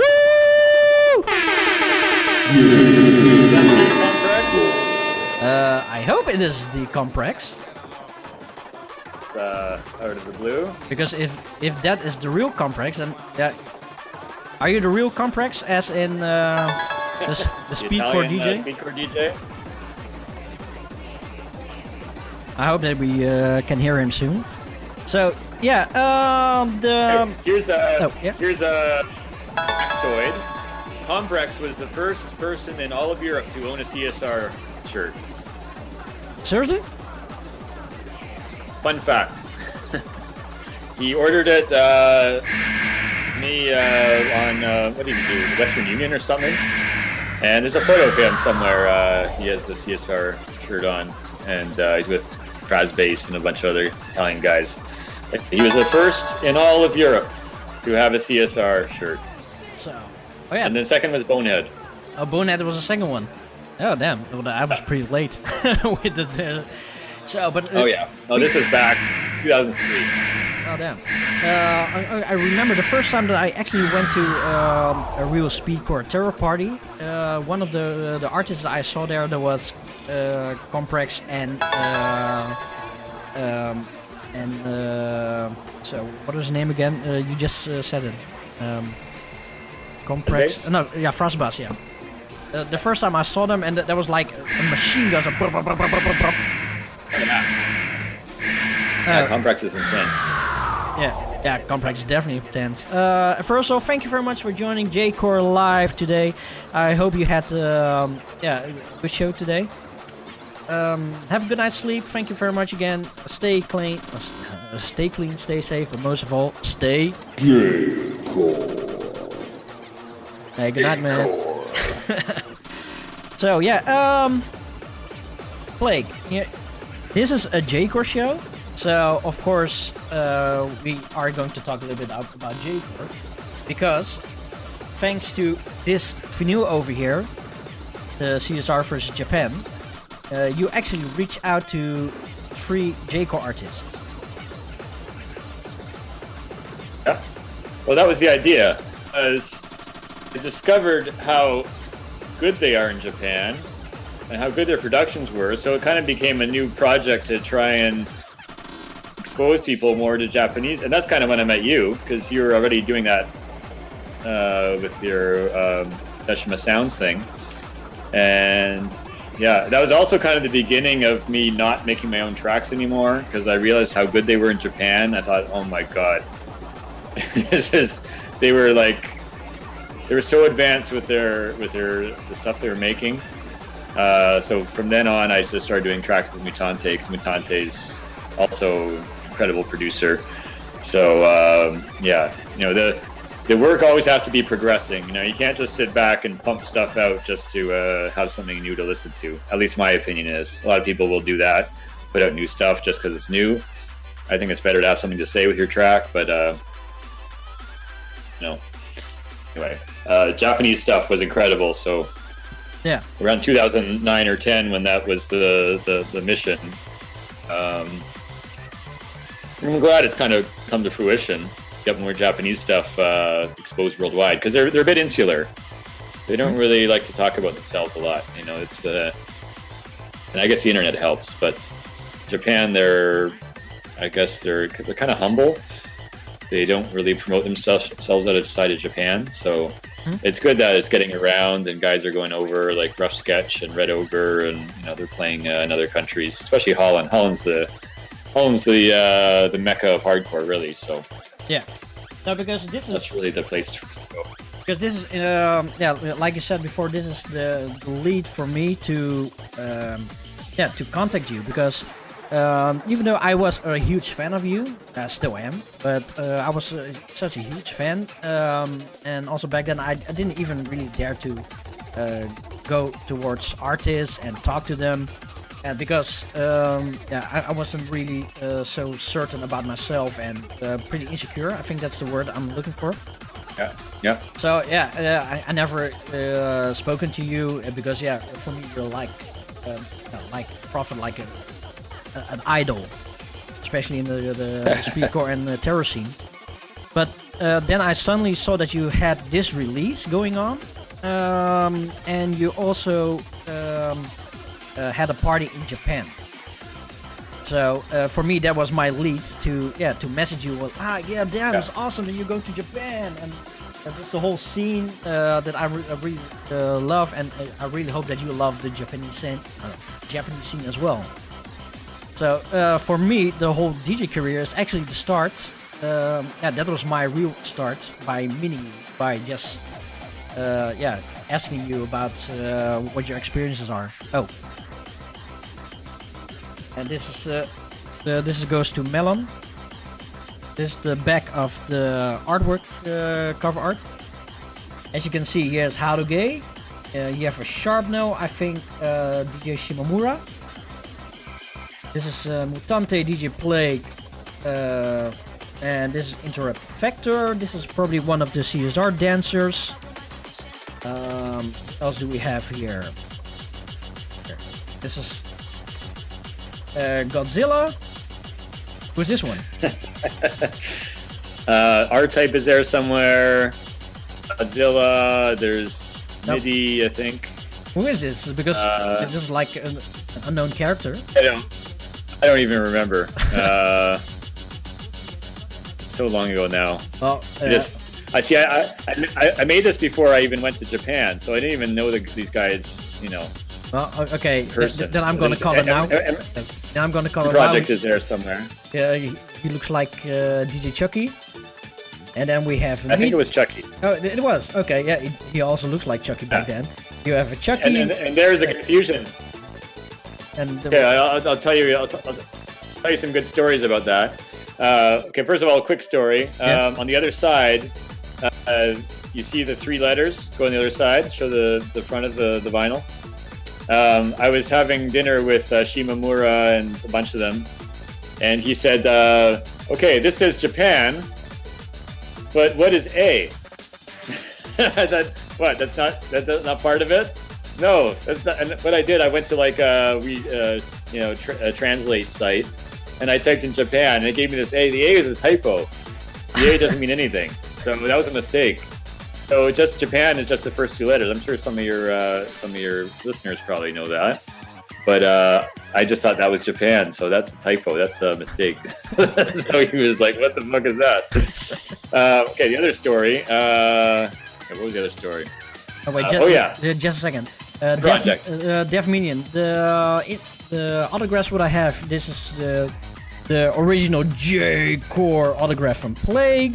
Then we have here DJ Mutante.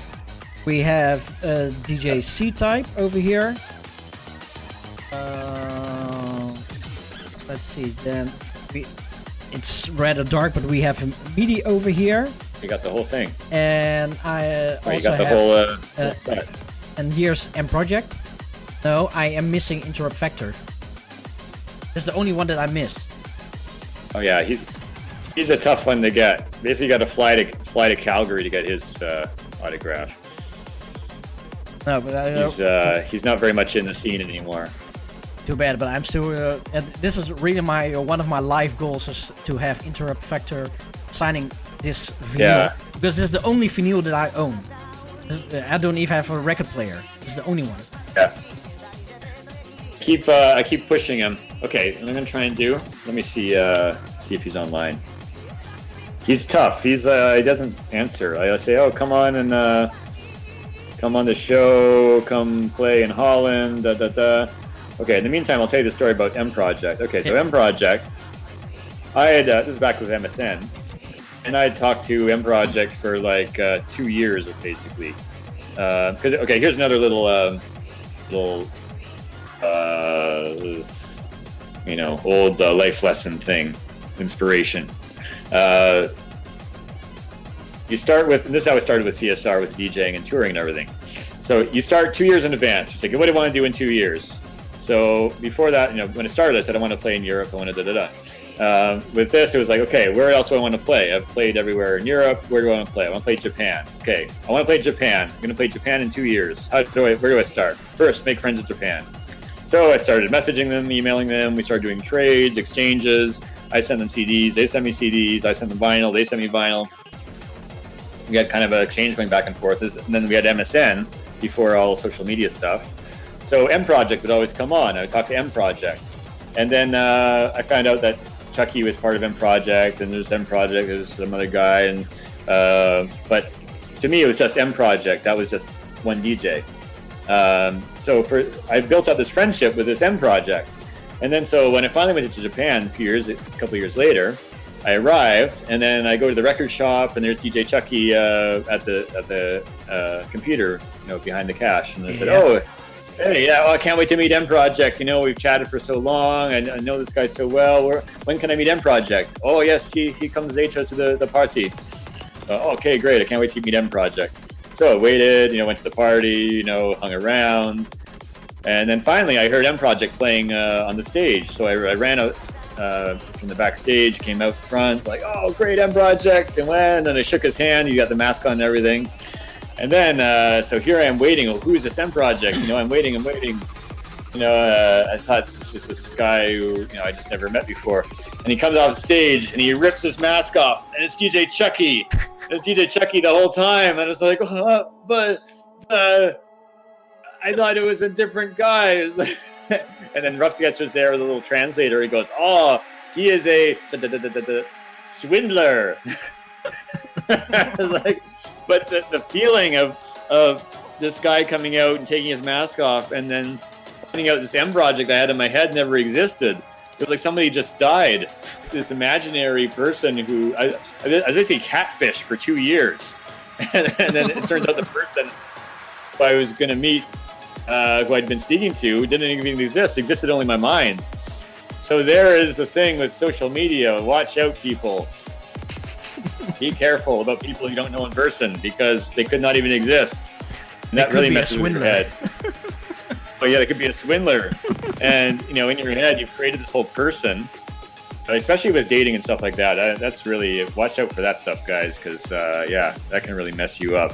Because you create a whole person in your head, and you go meet the person, and it's not at all what you imagine. Even if you know the person already, even if you met the person once and you think you know them, you built up this whole idea of them over the past, months and months of messaging with them, and you go and meet them. South Park did it well. They had a whole thing where I forget who it was, they were texting and stuff, and then they go meet each other in person. They're like, hey, okay, so, all right, I'll see you online. And they go back online. Yeah. So anyway, that's an aside. But anyway, the point is, I'm gonna try and. Okay, how about try calling in our vector? Cool. Let me see if that's possible. If he's not working. Okay, here we go. Okay.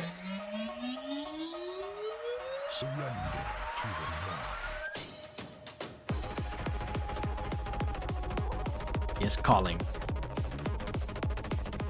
So yeah, if you didn't know this yet, of course you should. Not answering. Oh, too bad. No, we are He's still. impossible.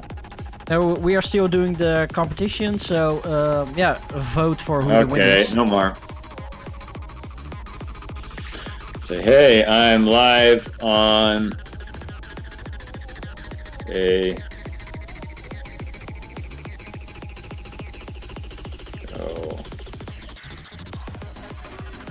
The M Project is like what Melapon said. M Project was indeed a closely guarded secret from the past. Yes, they said that. They said, "Oh, big Japanese secret." I guess I've already let the cat out of the bag anyway, but I guess by now people know. People know it by now. No, because I really had a similar experience back in 2008. I did saw DJ Chucky. And I really wanted to have an autograph of M Project, so I was looking around with my CD, walking around, looking for M Project, and I couldn't find him. So at the end of the show, when everybody was already going home, I was asking Sharpno, I still want an autograph of M Project. Where is he? How does it look like? And he laughed, haha, it's Chucky.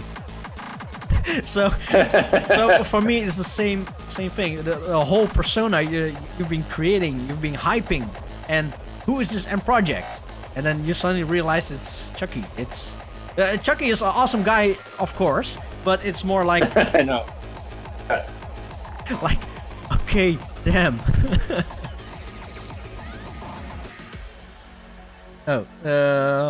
Brainsy said officially it's still a secret, even if people know. Oh, and oh yeah, DJ Schwarzenegger. That was funny, man. Have you also met DJ Schwarzenegger?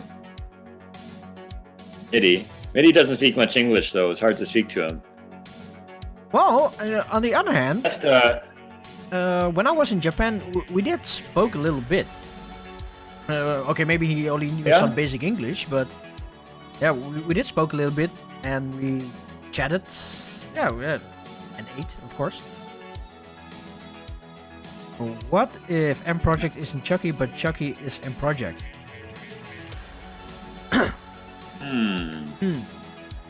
Well, Chucky started as Chucky There's first. a big thing. It actually started. I don't know. It did started with DJ Chucky, and what was the story with M Project is because DJ Chucky was more of the harder styles and the more rougher styles, and M Project was. It started out like like a project for doing Machina and happier sounds, and suddenly it evolved into a better persona. So that's why he kept M Project. I think that was a story what I heard one time. Yeah, it's just different sounds basically. He was harder. Yeah. So let's go to the first track of the CSR versus Japan. So the first track is going to be DJ Plague with Fuck Them All. Oh, this is also one of my favorite tracks. Fuck the Winkle Centrum.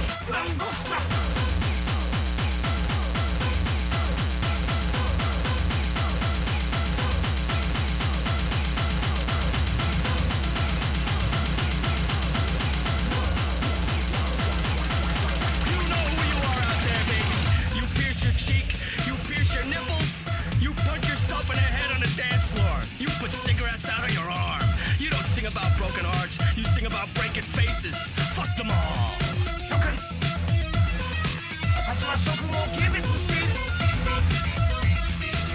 このくだらない国を、このシステムを変えてきたのは諸君に他ならないからだ。正確に言えば諸君の中の多数派は私の敵だ。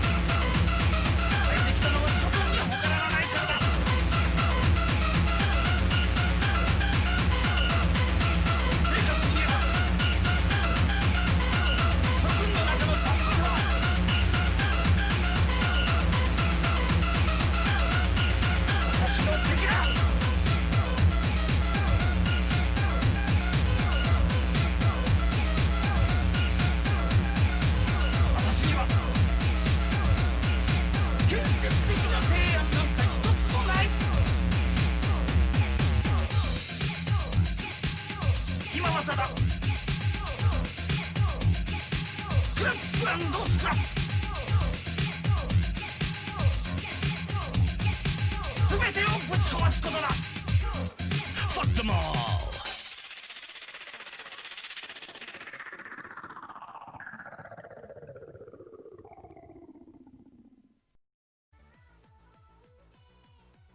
Ja, ben je er klaar voor? Ik ben klaar voor. And we're back here at J-Core Live, your one and only J-Core talk show here live on Twitch. And where's my Discord so we can see Plague? And there is DJ Plague. J-Core.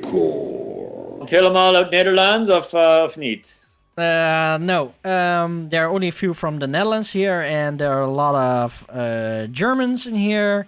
I think one or two from Finland. Hello. Two from. Hallo Kimmetje. Goed. Hallo DJ Plague. Alles goed met jou? Alles goed. Oh, you know what? I am going to do something. No, you're not. You are such a. Yeah. Well. Why? Yeah. No. Yeah. Sorry, I am redeeming 5 minutes of combined time with DJ Plague, so Deutschland. That's going to be a good talk. Up tempo is scheiß tempo. What? I'm just back from my walk. It's just that cold, freezing cold. By the way, my ears are like frozen. Cold. Oh. How cold is it over there in Canada? Het is echt heel koud. Ja, niet koud hier. Het is 4 graden of zo. Niet te koud. Te koud. Heerlijk voor January. January. It's 6 degrees. Ah, genau, Brain Shit. Uptempo ist echt Scheiß-Tempo. There's a Facebook group, so heißt es. -5 at night. But at night I'm sleeping most of the times. But yeah. Oh, it's about the same here. It's not so bad. It's like a Dutch winter we're getting right now. But it's going to be cold next week. But I'm going to Mexico in a few weeks, so fuck it. That sounds good. That sounds good. Is it how much warmer? Mexico is one of the few countries. Mexico is one of the few countries not under lockdowns. Oh, nice. Let's all go there. Wee. Just Oh, that's nice. Is it like a lot warmer in Mexico or? Yes, it's 26 degrees in Mexico. Is it it's like sunny. ever summer over there? Yes. Well, no, because their summer is now our winter, so not that it's ever summer. It's even hotter in summer, but it's warmer there, so it's always warm, basically. Oh, that's nice. Warmer at least. That sounds so good. How's the food over there, by the way? Mexico? Mm-hmm. Yeah, it's good. Lots of burritos and tacos and quesadillas and nachos and fajitas and they have lots of Corona. The Corona, both the beer and the virus. Hey, by the way, I have a good story for you guys because Kim, she actually played in the CSR live show at the Final Birthday of Terror. Yes. So yeah, let's talk about this experience. Oh, that's a long time We can over dat een beetje praten. we can. That was, by the way, a long time ago. I remember that. Ja, heel lang geleden. Het was 10 jaar. 10 years. That's a really long time. 10 jaar geleden. I remember I had that purple wig, and I felt totally out of place because I was, of course, like dressed as an anime kind of character, and everybody over there in black and all those kind of suits, and I was there with my purple wig and my purple skirt and yellow shirt. I was like, oh, I'm a bit strange over here. But it was so fun to do it. Well, I remember even back in what was it, Kokandan Zam. I remember one of the early birthday parties.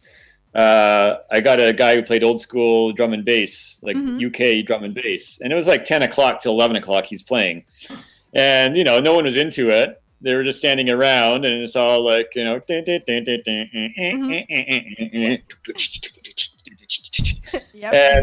he's a great DJ, and I just wanted to hear him. He's a friend of Stinger's. And so I said, okay, come and play. So I'm listening to it, enjoying it. This guy comes up and goes, hey, so, when's the hardcore going to start? I was like, yeah, don't worry about it. In an hour or so, we're going to have lots of hardcore. Yeah, but this is not hardcore. You cannot have this. This is not extra hardcore. That gaat niet. Like, yeah, don't worry about it. You're going to have, Mara. I said, hey, look. My birthday, so shut the fuck up. I like this music. You're gonna have your hardcore. Wait an hour. Just go get a beer. And fuck off. So it's like that. It's like that. With your thing, like I don't know how many people are there watching. We're like 5 or something. It doesn't matter. That's not the point. Point is, it's something different and cool and interesting. Indeed. And if they don't like it, that's their problem. So it was cool. And we filmed it, so it's on the video, so people can enjoy it. 10 years later. And it was a really cool element to it. And that's the thing, that's the thing coming from Canada and Toronto, every single act would be different. Everyone's got something different to show. And it's, you appreciate the creativity. You don't just go for, okay, this guy's got the same style. There's this uniformity. Uniformity is good because it means you can have a big scene with thousands of people. Of course. But uniformity is bad in that it doesn't allow for new, new interesting things to come on into place through your show. Yeah, you kind of stay stuck into the same thing. The warp zone is like, okay, we gotta change it up. It can't just always be like same stuff all the time. And that's what happens with then you get up tempo. You get up tempo, which is the same boring stuff all the time. Same thing every time. Up tempo is scheiße tempo. How about psytrance? Das ist richtig. Well, psytrance, that's a whole other thing. That's like hippie trance, but that's a whole other scene. You know, that doesn't even interconnect with J-core, hardcore, gabber, terror, or anything like that. Speedcore, it's a whole other scene. But there was one thing, a colleague of mine said something interesting about psytrance. She said, you know, most of the times when I go to good parties, I need to go to the toilet. I don't want to go to the toilet because then I will miss the DJ set. But if I have a psytrance party, I can go to the toilet anytime I want, and when I come back, it's still the same thing going on. I was like, that's nice. No. It's like this talk. Exactly, it's the same vibe, and it says like the same thing. And with the lockdown, I'm still at work, but I sometimes put on a psytrance 1 hour playlist or something. And I'm like, it's really, you can just go to the toilet and you come back and it's still the same. You don't miss anything. I know psytrance is a bit boring in my opinion. You know, it's actually psytrance is kind of big here. There are a lot of hippies who are into psytrance. But okay, here's a psytrance story for you. I feel like the old man who's got all the 100 stories. Back in my day, back 2002, I think it was, we went up to Bancroft, which is way north of Toronto, way up in the woods in northern Canada. Nobody around, only trees. And everyone's there with their psytrance, their little home speakers they brought up, their little amplifiers, you know, they're playing on their little dad's home setup, you know, little quiet thing. These hippies dancing around. Meanwhile, these guys from New York came up. You know, there was Tyrant, Nevermind, all the New York hardcore guys came up from New York in a giant school bus full of speakers.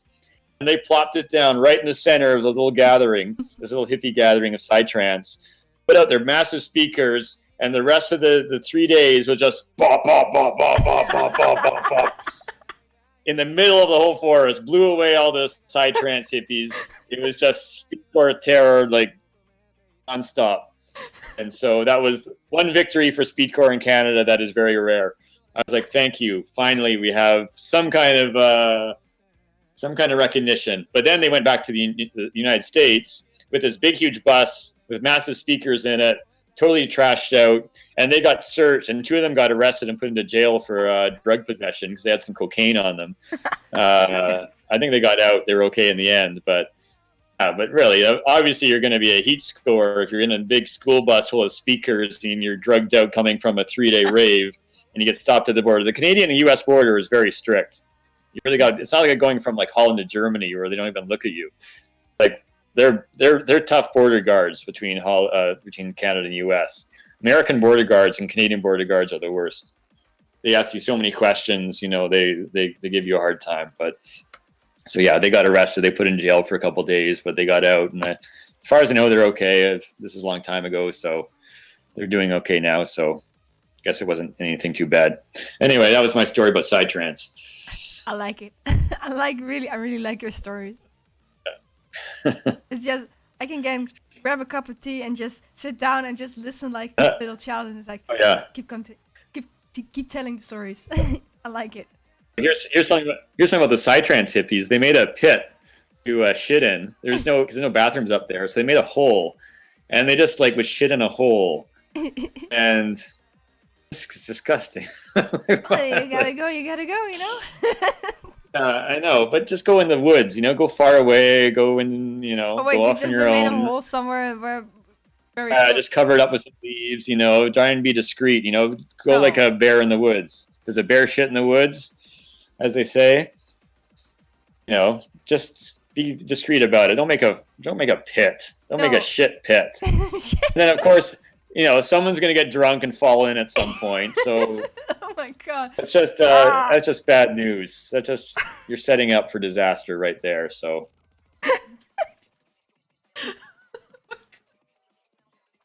I guess you could get eaten by a bear, but what? Do you want to have shit all over your campground or what? I think I just get rather eaten by a bear.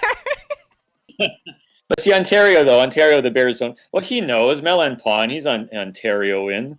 He's what, from Kitchener or something? And bears don't eat you in Ontario. They eat you in BC. That's where you have the grizzlies. Have you ever seen the grizzly man? There's a documentary of the guy who hangs out with grizzlies and then he gets eaten by a grizzly eventually. You know, don't do that. Don't hang out with grizzlies. But black bears, I've never seen a black bear in my life.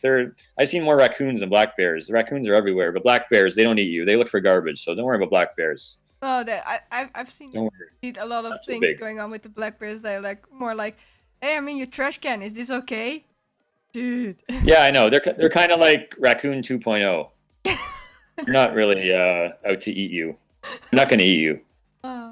Unless you really fuck with them, I guess. But you know, I've never even seen them. They're scared of humans, so don't worry about black bears. Anyway, we're kind of getting off on a tangent here about black bears and shit pits. But yeah, that's because anyway. Joe put the 5 minutes combined, and then most of the times I just... Yeah.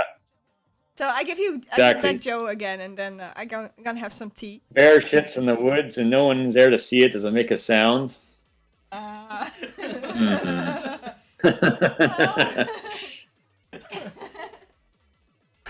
Well, I would say let's go over to the next track. Because shit's already hit the fan. See, Melon Pond knows. He's from around here. Yeah. Well, I don't know how many bears are in Kitchener. Well, there's no bears in Toronto, that's for sure. But I'm sure he knows the score. Not even in those clubs.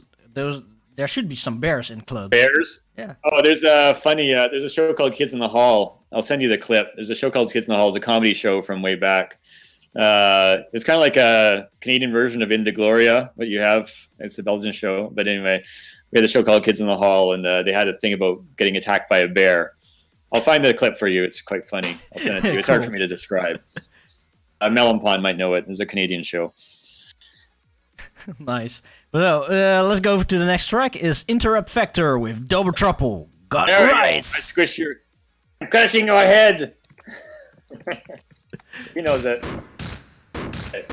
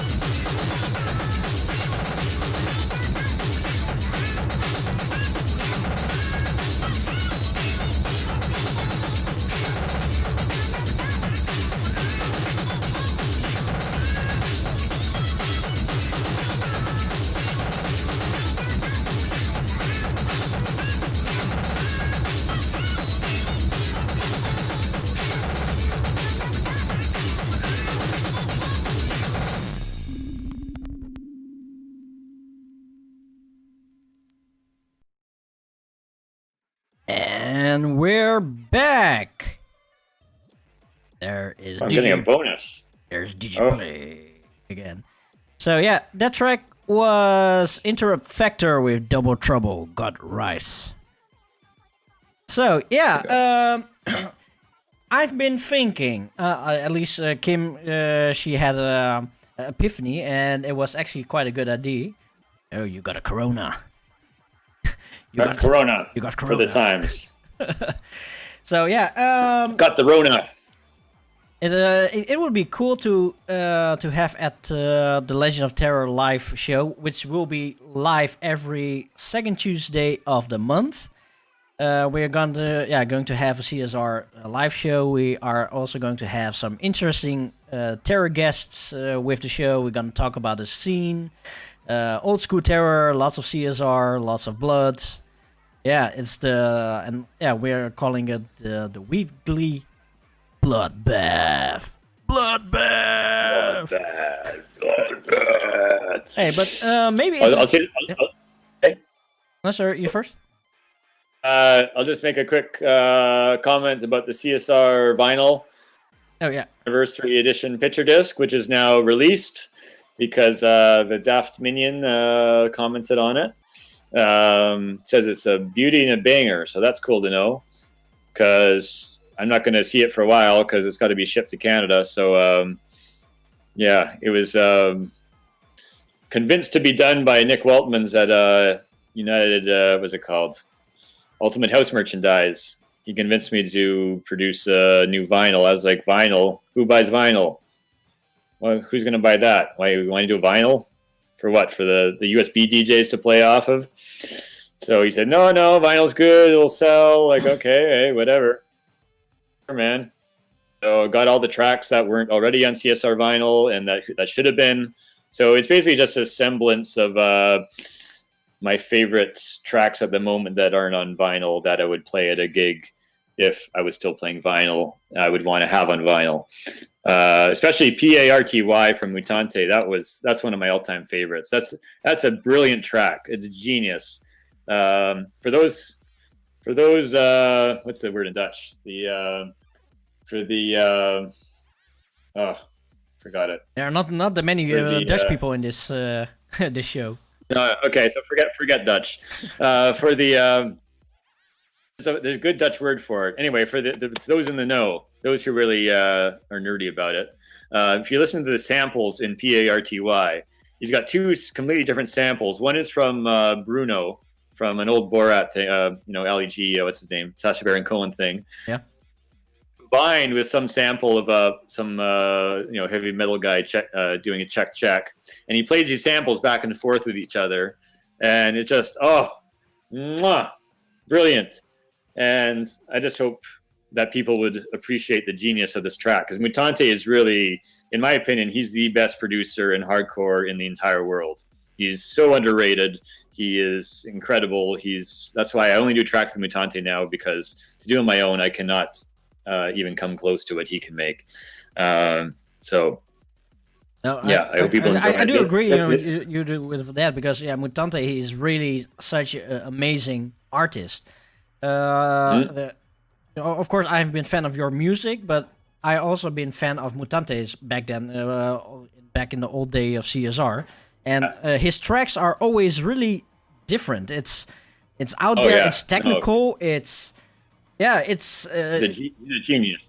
It's a genius. This is a perfect word for it. It's a genius. It's really good. Yeah. My tracks don't even come close to Mutante.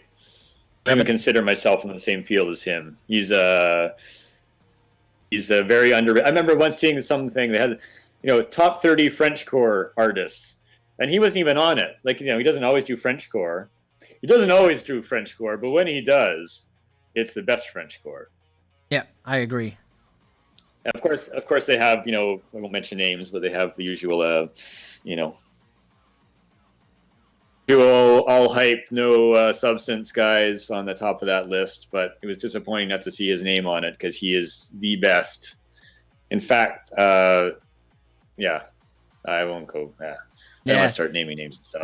But we all know. I who understand. we're talking about. No, because I totally agree with you that one. Because if I go to parties like Thunderdome or Masters of Hardcore or whatever kind of festivals, I hardly see Mutante on the list. Yeah, I think I've seen Mutante only one time on Masters of Hardcore, but that was like the only time. Yeah. And it's like he's not good at promoting himself. That's the problem. No, but he's really good in making music. No, well, that's the thing. Well, that's usually someone who's a genius. You know, they've got some shortcomings in other areas, but they're great in one thing. So that's why with TSR, I wanted to do my best to promote his stuff. That's why half the tracks I DJ now are Mutante tracks, just to get them out there, because no one else is playing them. I'm like, what the fuck? How come no one else is playing his tracks? I am. So someone's got to do it. Someone's got to. Oh, there you go. So we got to get his stuff out there because, you know. Yeah, and I'm really happy that you did so. Yeah, it's only too bad that we don't see so much Mutante stuff coming out lately. But yeah, it's. Yeah, I know. Yeah, you know. The only thing that we can hope for is that he will return shortly and coming out with a bang again, and just give us all those positive vibes and energy and yeah. Oh yeah, I remembered the first booking that I had with you. That was the CSR Pinkster Horror. I was so totally hyped because it was also for me the first time that I saw Mutante. I've been a fan of his music, and you know, it was for me like, oh damn, cool. And I actually have, I got the chance to speak with him, and I also had the chance to see him live. And okay, for those that wants to know what the situation was back there, it was in a place called Reelwijk. It's oh yeah. It was the party was awesome. Only the people in there, they were like walking around with Swahiskas tattooed on their arms, SS. You just couldn't see like burning crosses out there. It's like it was really that bad. And a big hole in the dance floor. A big hole in the dance floor. I remember at one point he stopped the music. He's like, "What the fuck, man? It's a fucking party!" Yeah. Oh, and that was so legendary that the music was cool and nobody was dancing. They were all standing in line. And then, like what you said, he put down the fader. What are you doing? It's a party! Come on! Yeah. the best though. This was months after when we had the video of it. Yeah. And Gamer Claus came up on stage. You know, he's doing his show with the video. They didn't really get it. You know. Yeah. And again, that's the thing. That's why I like putting on acts that people aren't really going to get, but there's going to be a few people there who are going to see it, and it's going to broaden their horizons a bit than the usual. Same old stuff that they get. So like Screamer Claus, like he had that weird blood show with a bag on his head and the video and all kinds of weird stuff. But he came on and he started doing this monologue where he's going to like do a stand-up comedy show and start telling these jokes like, French gold, DJ Mutante. And I didn't know what they were saying until like months later, and I was listening to it. I was like, oh my God. And I called him up. I said, oh my God, Francois, you know what they're saying? They're saying French core, DJ Mutante. We're just like, oh yeah, okay. So we made that in that track. Too many dicks on the speed core. So that was like a jab at the crowd of that, and not just that party, but you get a lot of parties with let's go. So that all became. And then the one line, not enough ladies, too many men, too many men, too many men, too many men. Too many dicks on the dance floor. Too many dicks on the speed core. See, that's what I mean about the genius. It's like it's not appreciated by people who aren't really listening to it. People who just want to go and get drunk and hear some fast beats. But too many dicks on the dance floor, that is like instant classic. And especially if you know what's the story behind it, it's like, oh damn, I have actually been to that party. Yeah. Well, and the sample is from Flight of the Conchords, where the guys go to a gay bar and there's only guys there, and they do a song about too many dicks on the dance floor. So he's got very good with the gay part. Oh yeah, see that's what I mean. It's genius, but you know, unless you're really listening to it, you don't hear all these little things. You just think, oh yeah, bup, bup, bup, bup, bup, bup. He's good, bup, bup, bup. Yeah. Oh yeah, but that's okay. Also, the CSR Pinkster horror, that was like my very first terror party after, I don't know, 5-6 years, because 5-6 years I haven't been to terror parties anymore. And the whole scene was different, because the last time I went to a terror party, everybody was like dancing around and just being crazy bass zombies over there, people with dreads. And then I came there, it was like nobody were dancing, like what the hell. And I remember I know that I played. I started with some Machina with 170. People were dancing, but the moment that I hit 220 BPM, people starting to leave. At the terror speedcore party. Like, what the hell? Really? Well, speaking of, like, as we were speaking before, that's an example of a successful failure. That party was a total failure. In so many ways, it was a failure, but it was also successful too, because it was successful because all these different DJs got to kind of play on the same stage, and we got to know each other, and so it carried over for so many years afterwards. Yeah, you know, the crowd was terrible, and there was Mako from Guatemala who was there doing his grindcore thing. Oh yeah, and he comes out with a microphone, and it's like I should find the video for people who don't know what we're talking about. It's on YouTube. I'll search it in a sec. But yeah, Mako's doing his heavy metal thing, grindcore, and he's like, whoa! And then he grabs someone's beer and grabs someone's beer and like drinks it, and like throws it away, and the guy gets really pissed off and tries to fight with him. And then he goes with the vocoder like, "I'm sorry, here, have a beer." He kind of cashes it away. He goes to fight him, and then luckily security. No, there's like 10 people in the whole place. The security guard runs in and grabs him and like carries him out. Okay. And then the 3 people on dancing, and I'll try and find it, and I'll post it in the chat here. Cool. Because that party was indeed one of the worst experiences what I had with terror parties, but on the other hand, it's also one of the best parties I ever been to. Because just the story, but okay, you have so awesome. Artists over there. You have like Mutante. I think you had Smurf over there for this edition or not? Was Smurf there? I don't know if Smurf was there or not. No. And then you had Mutante. He was such a hero. And then Mako. Oh, I really love that guy. He's like we said, he's doing his digital grindcore. It's the stuff that I know, like what Akira Def is doing, and he was there playing with 2 what's it called again, Chaos Pads, and he was doing his magic with it. So awesome.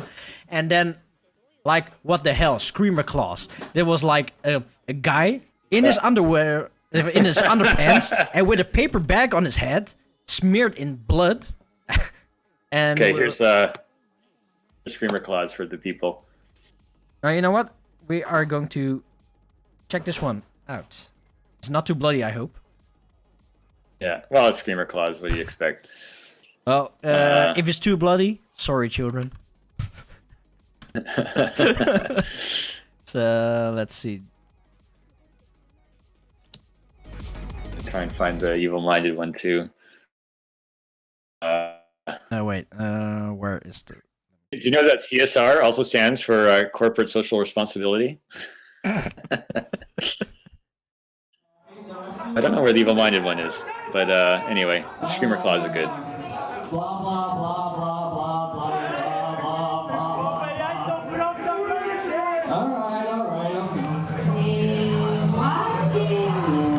Okay. Anyway, you'll get something from that at least. I don't want to search too much here. Do that in your own time. Okay. Oh, here we go. Let's go! DJ Mutante! I don't know why they thought he was DJ Mutante. I have no idea. But yeah, see, this is... You know, this is... But see, for me, this is what terror is. it's more than just a certain music style. It's kind of whatever's going to freak people out. It's sort of like a kind of punk. Yeah. It's like it's just random, weird, and that was the thing. That's what I got from starting up in Toronto. In Toronto, it was like different DJs all night long, and each would have some weird show, and you just do whatever because who cares? Because you're just there with your friends. So it was just an excuse to go out and just be weird and put on some music, and your friends drink some beers. And like I remember Terrace Chris in the early days. You know, we smashed up those TVs and everything. Terrace Chris smash up. I'll find that and I'll post it too on the thing. Yeah. 'Cause that was also Chris. Well, what was the story behind this paper bag? It's like a McDonald's paper bag, was it right? Oh, well, yeah, there's a problem with that because in Holland you don't have a lot of paper bags. Little difficulty there because he thought, oh, it's no problem, I'll find a paper bag, but in Holland they're not big on paper bags apparently. So I don't know why it's a paper bag. It's just his way of doing it, I guess. He's just a weird guy. I don't know. He's really into serial killers and stuff. He'd always have like some T-shirt with a different serial killer on it. But yeah, that's what I mean. Like he's interesting, very interesting guy, very smart guy, intelligent, and that's the thing. It's more about just having interesting stuff that's going to people step back and say, "What the hell was that?" You know, you can still have your usual party kicking guys who just keep the music going, but you know, you got to have something that people step back from and say, you know, what the hell did I just see? Yeah, well, I do remember that people really didn't like Screamer Claws because it's like what the hell? And I was really enjoying the hell out of it because it's a show. It's like, damn, this is cool.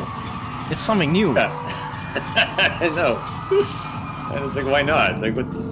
There's Mutante setting out. Yeah.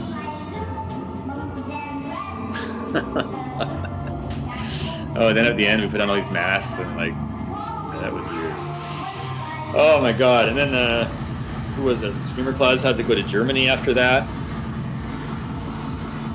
I think it was last time I saw him. I haven't seen him since then. Anyway, yeah. So that was a classic event. Let's see. You just posted another link. It's Terrace Chris smash up. It's also pretty cool. That was back in Montreal in Canada, where he got a bunch of TVs, and then some people are getting into it. So it wasn't a total. That's what I mean. It was there were some guys at the back who were like, "What the fuck is this?" That's what I mean. It's like it was kind of a successful failure. Yeah, but the party was a failure. So many good memories on that party, though. That's what I mean. It's almost memorable. So yeah, you can't always quantify things and what the balance is at the end of it. It's like, well, how much fun did you have? How much of a interesting event did you have that you'll remember for years in advance? Yeah. That's DJ Fishhead. He's a very good DJ from Canada. It's a good beat juggler. If you see the CSR video, Sleeper Cell, he's in that. He's doing beat juggling, and that's the thing. There's so many quality DJs who just, if they were in Europe, they would do so well, but they're just stuck in Canada, and they just don't really get an outlet for it. So there's a lot of quality that just isn't properly exposed to the rest of the world. Yeah. So that was another big mission of CSR, is just like get the stuff out there that isn't being exposed. So there's Terrace Chris. So Terrace Chris was already rocking his outfit back then. Oh yeah, no, he's been around a long time. He's the first kind of CSR, road trips that we had were to Terrace Chris's events in Montreal, because Montreal has more of a punk kind of scene there to grow off of. Toronto is too commercial. You cannot have an underground scene where it is always commercial, like in Toronto, where it is always full of money and commercial things. You must go to Montreal, where there is more punk style and more hardcore underground. As you see here, you can see they are smashing the TVs, smashing the corporate Scheiße. They are destroying the corporate culture. e-commerce. You see, they have the big hammers. They are destroying it. They're destroying the TVs that rot your brain. Ah, you see, fuck that. Let's destroy. So he went around to all these neighborhoods on a garbage day and got all the TVs, and he had to put tape on it so the glass wouldn't get everywhere, because he had to clean it up after too. So, and see, there's an example too. Like what? There's like 20 people there. You know? Yeah. It's just like that's what real art is. You know, you're just doing it because whatever. You're not doing it for an end result. You're just doing it because it's fun. Yeah. So that's to me what the kind of foundations of CSR were. It's a resistance. That's why it's Canadian Speedcore resistance.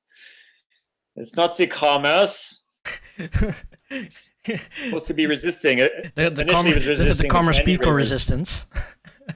It was initially resisting the Candy Ravers and Happy Hardcore, but that disappeared. So then it's like, well, what is it resisting now? It's just resisting whatever's boring. Yeah. So, yeah, it's already 11 o'clock and we still have 4 more tracks to go. So, we are going to do 2 tracks. The first one is going to be DJ Mutante with Sting Like a Butterfly. And then we're going to switch over to DJ Chucky. Is anybody out there? After all, look at the money we've got out on you. Come on, pull on through like a champ should.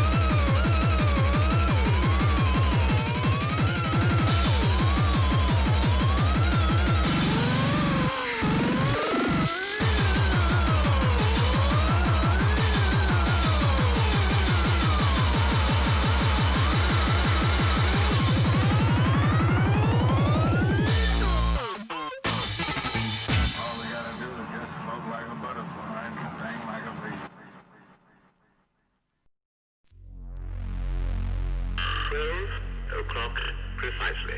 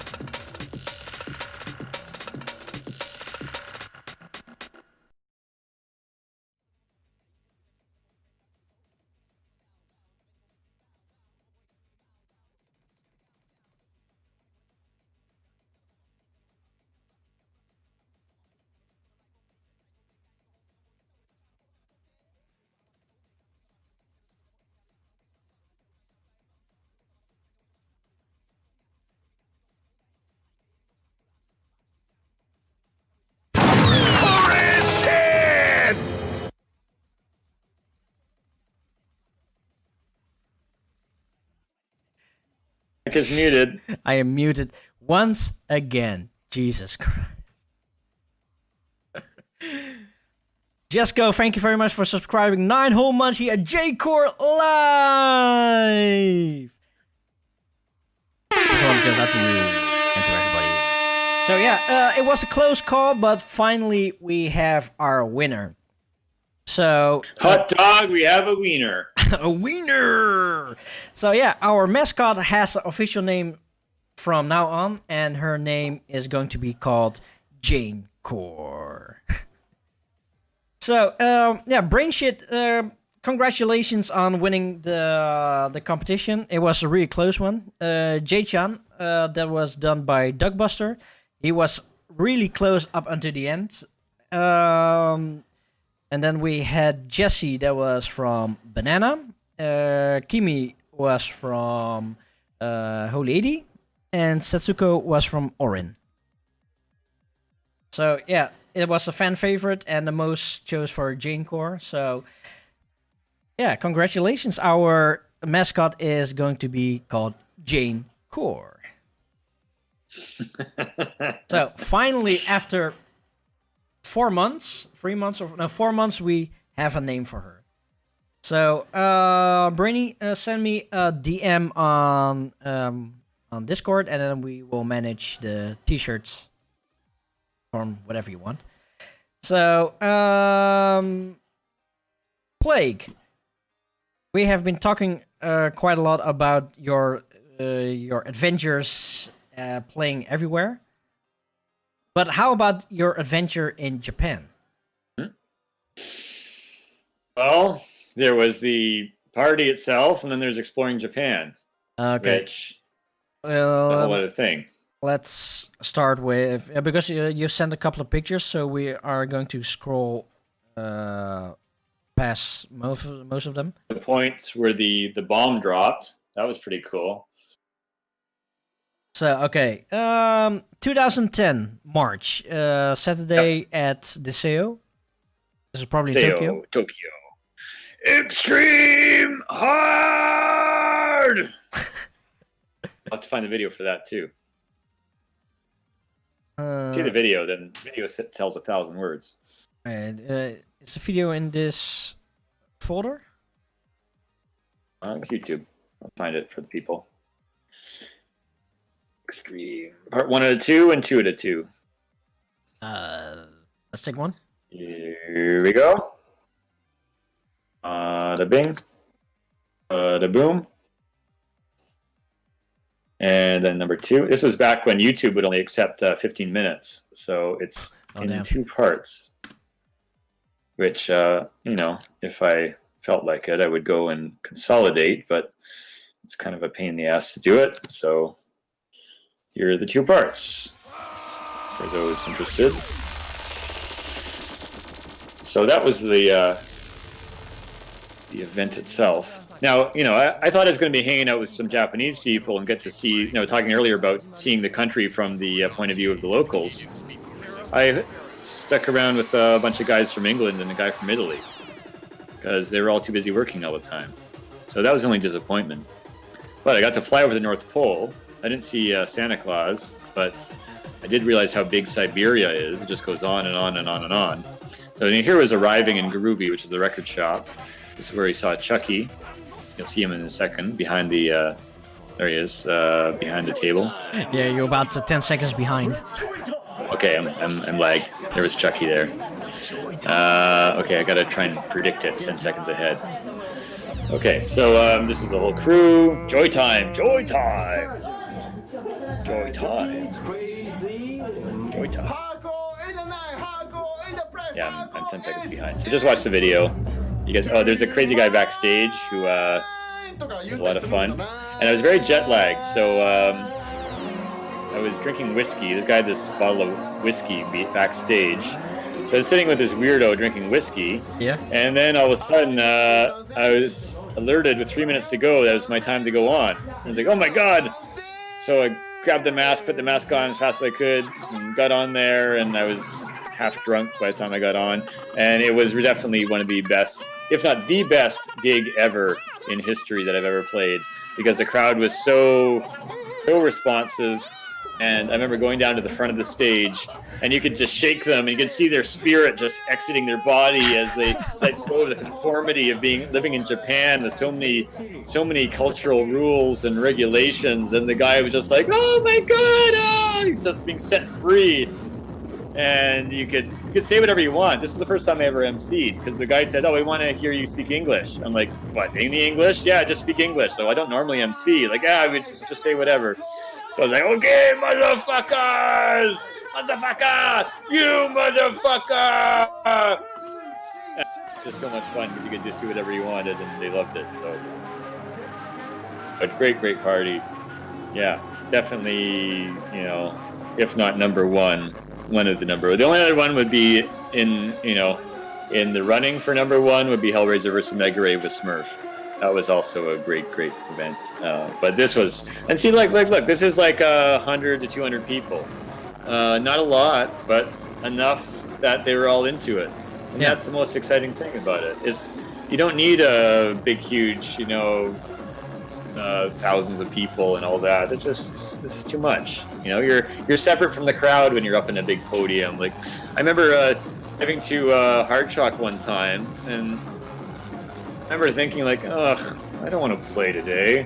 Ugh, I don't want to. I was like, oh my God, it's like, who would kill to be in this position to play for all these people? And it's like, that's not the best. That's the thing. It's like, you think you're trying to reach some goal, but then when you get the goal was not the end point. It was the journey that was the goal, really.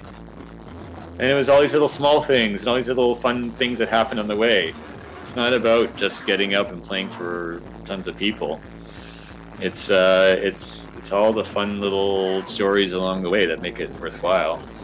Like this Japanese party, this was incredible. In fact, though, by the end of the 10 days, I remember it was just overload. It was like, okay, this is too much. It's like my brain is full. It's just so different, so unique, just so alien, like just. Yeah, of course, because you're used to the Western audience, and then you jump into Japan, and it's a totally different crowd. Oh, I know. So, and that goes back to what I was saying in the first place too. It's like, just do what you do. And people will like it or people won't like it, but whatever. At least you're having a good time. So even if nobody likes it at all and they all walk out and leave, you think, hey, well, at least I had a good time. That is not to say, you do have to kind of, this is negotiation with your crowd. You have to see what they're interested in. But to a point, you can only do the best you can. You can do what is in your heart and soul. And if they don't like what's in your heart and soul, then that's their problem. It's not your problem. So just be who you are and live who you are, and you'll find the people who are in tune with that. And once you find those people, that's the best thing, because then you can be who you want to be. You don't have to try and be someone else to fit in. Just that's a waste of time. Be who you are, and you'll find the people who appreciate that. And now is my favorite of all time over there. Kira Death. Oh damn. Death's pretty cool. They had the riot gear and everything. I think from all the Jayco artists, Akira Death is definitely on my top spot. Yeah, they were pretty cool. It was kind of an Atari Teenage Riot sort of music. Yeah. It's not my favorite in terms of music, but their show was really cool. Oh yeah, this show is awesome. I only seen them live one time, and that was like the best. The best performance I ever seen in my life. Yeah, that was pretty cool. Heard the guy's a cop in real life, apparently. What? They got caught? No, he's a cop in real life. That's what I heard. You hear that? No, I didn't hear that.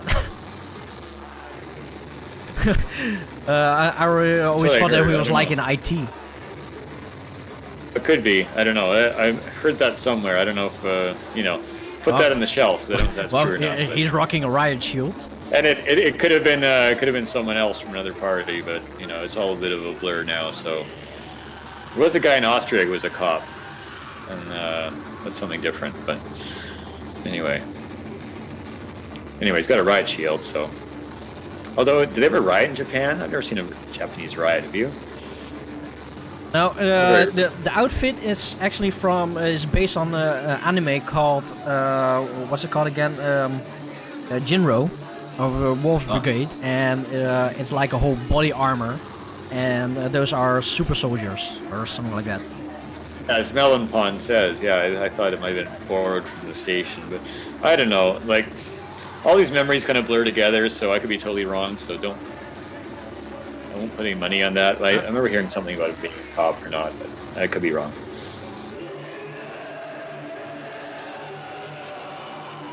But you can see it's a great crowd. Yeah, and everybody's into it. So it's quite different than Roywag. Compare that to Roywag. No, it's also a funny story because the first time that I played in Japan back in 2008, the only thing what I really wish for is that Akira Dev would have a little glimpse of me playing. Well, and I was at the really start of the start, and I didn't know what to play. And Sharpno, he told me, yeah, just play whatever. So I played whatever, and I played like started around 220 BPM and went up way to 400, and I was starting DJ.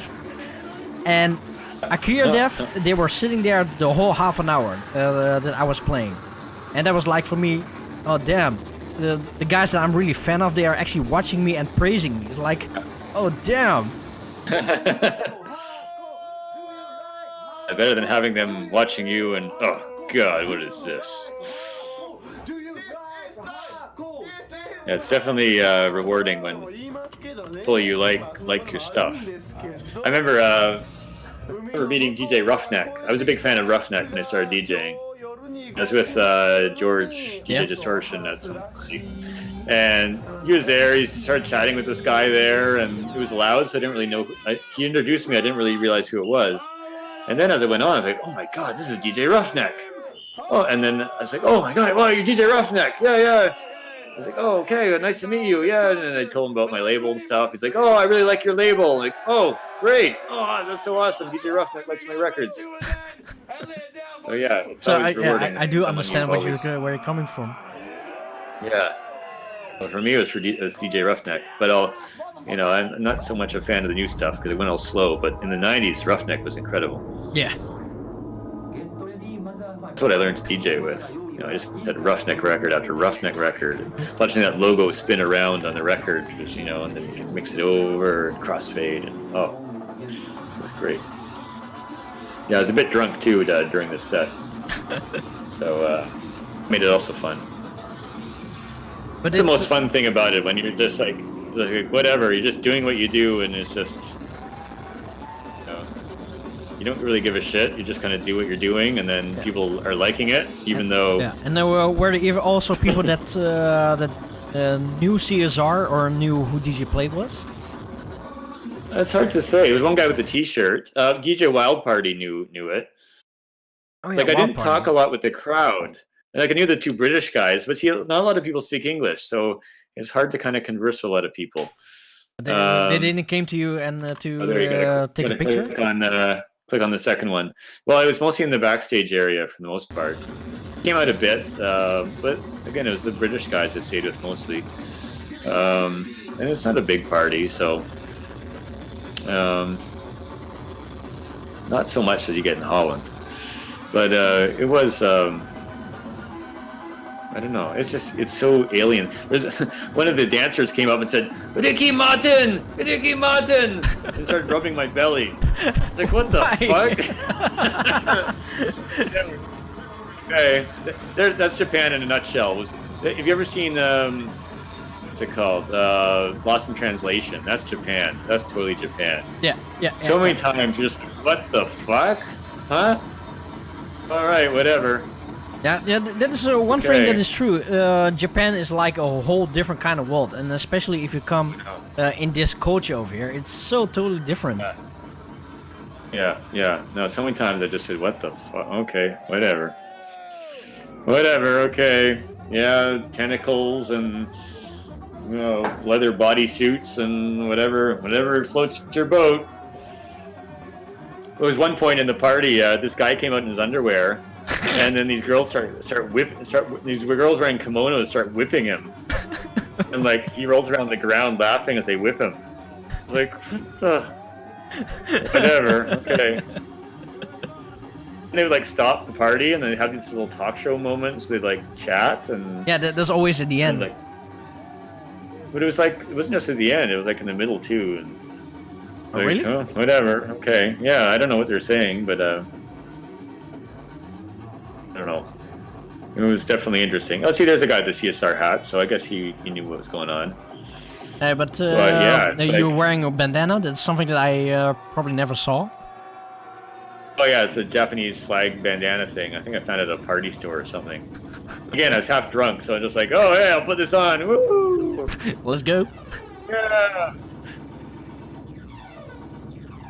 Yeah, so that's a lot of fun. And how long were you Freeing playing? things in 45 minutes, I think. Oh, that's nice. It's one of the most freeing things in life. If you can completely be yourself and people appreciate it and you don't care about being judged and you just do it, and yeah, that's the most liberating thing. You know, nothing worse than trying to like hide who you are and live a fake life, and you know, that's just stifling. Yeah. If you can, and that's what I say. What I was saying earlier about, you know, finding a scene that, you know, that you can relate with, and everyone there just does what they do, and then and you know, there's no judgment and no condemnation. People just be who they are, and then that's when you really found a good scene, because you know you're all on the same page, and it doesn't matter what other people think of it after that. Just you do you. Yeah, but eventually, on the end, it is as long as people are having fun and they are, just going wild. That is then the perfect night, because everybody there, this is an I know in Japan, that no matter what you play, they like it anyway, and this is their let out their getaway. Oh, sure. Like you said, just to be exactly. yourself. It's their release from such an oppressive society. Yeah, it's a very oppressive society where people are very, very, you know, put into boxes and you know, stuck with a certain way of living. So that's why Japan was probably the best of any of them, because they were just so happy to be let free of that restrictive life. It's different when you're a tourist, you know, or the gaijin, as they call them. You know, you're kind of apart from that. But then you're a part of it. You're not really part of it. Part of their, you know, you can never really live there because you're so separate from their way of life. You can visit it, but you're kind of isolated when you're visiting. Yeah. So it's nice to not be a part of it, but also you can't really. It's a complete opposite of Eastern Europe. Like when I play in Eastern Europe, you'd be like, yeah, David beer, oh yeah, good Czech beer, good Czech woman, yeah, enjoy, yes. It's, you know, they make you. That's like any former communist country. It feels like they're more communal, I guess. That's the upshot of communism. Yeah. They're communal. You know, they're very they share everything, and they're very open and welcoming. But that is like true socialism. Yeah, I suppose. And I guess they're used to having small groups that they can all get along with, and because they had to do that during communism, they had to work together, get enough food and whatever. So that's what's interesting, you know, about traveling around, is you experience these different cultures and you see where people are coming from, and you understand more deeply how things are in the world and why they are. And you see it ultimately, you know, the biggest takeaway I had from Japan was that these people are the same as everywhere else I've been. All the same characters were there. Like the MC liked to talk a lot. You know, there's the guy who's the promoter who's organizing. You never see him. You know, there's the drunk guy backstage who's a lot of fun. You know, all the characters were there, all the same people. So it comes down to it. Everyone's really the same. You know, they have different kind of social operating systems that they work off depending on the country that they're in. But essentially, all the characters are generally, you know, everyone around the world, they're really same kind of people. Yeah. Just different accents on them, different spices, different flavors, but fundamentally it's all there.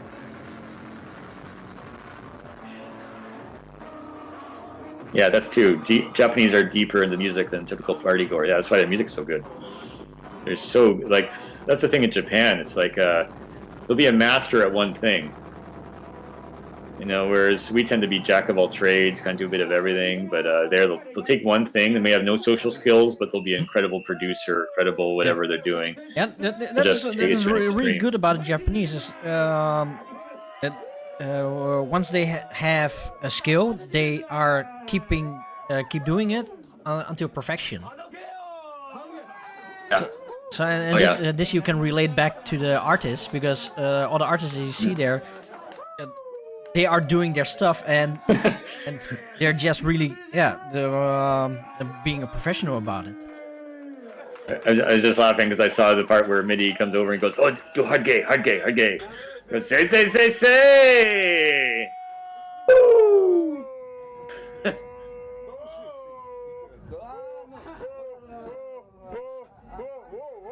I'm delayed a bit, but yeah. Oh, that was good. MIDI in the place. Yeah. And MIDI's like, shut up, dude. Hardcore. Japanese hardcore. But really, MIDI is such a beast. And such a boss. Yeah, I know. Yeah, he looks like like some kind of mafia I don't really boss. like Yakuza. It's like... Yeah, exactly. Yeah. I like he just stands there and, you know, he's not even playing the music. He's just, like, grooving to it. Yeah, but MIDI is a live act. Yeah, I know. But he's not even playing it. He's just, like, he's just up front, you know?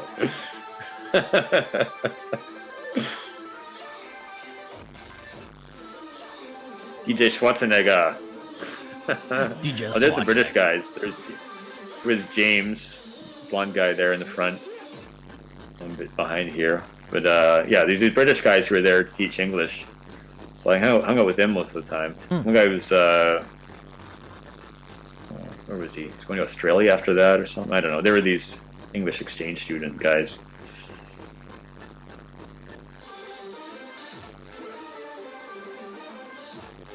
And who was filming the whole time? But I was. Rough Sketch was filming when I was playing, but okay. I'm filming right now. Yeah. The only other person filming is Rough Sketch.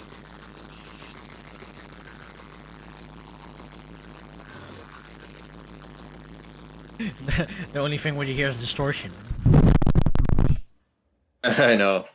Yeah, it's the mic from the camera.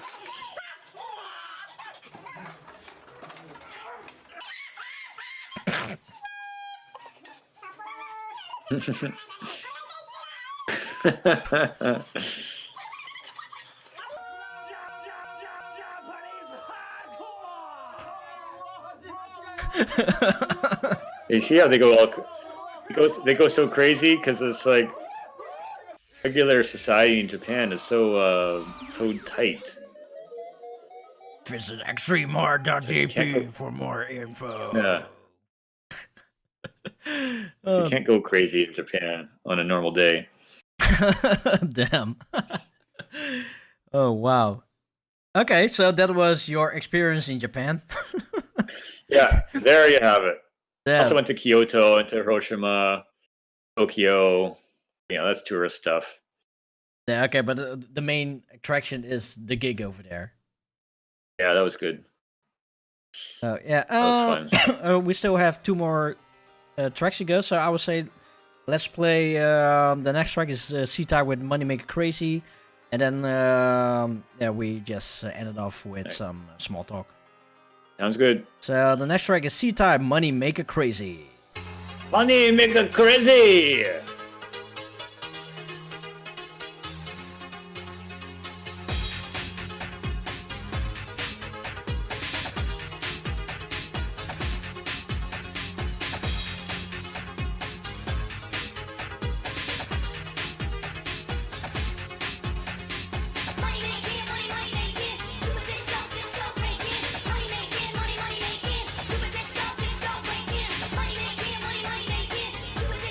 Money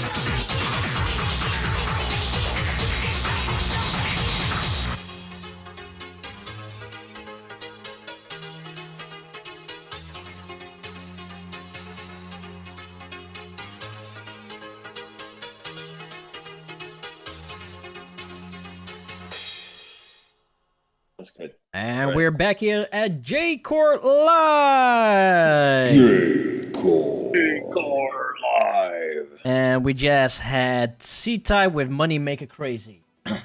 So yeah, this vinyl. How did it came to be? Because you decided, let's make a vinyl and let's just do it. Because what's the story behind this?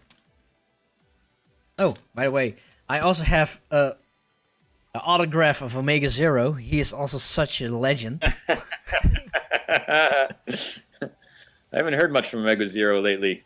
Me neither. Maybe he should come back again.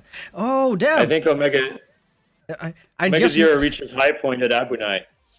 Yeah, that's true. I just noticed this. This is the first time I actually see it. Oh, where is it? There. You actually place a sushi over there. And he has a bandana. I've never seen it. I was supposed to be in color, but some miscommunication happened between me and the publishing and the plant, and it was black and white, and so I was kind of annoyed by that. But anyway, history. So no, but how did you reach out to the Japanese for this vinyl?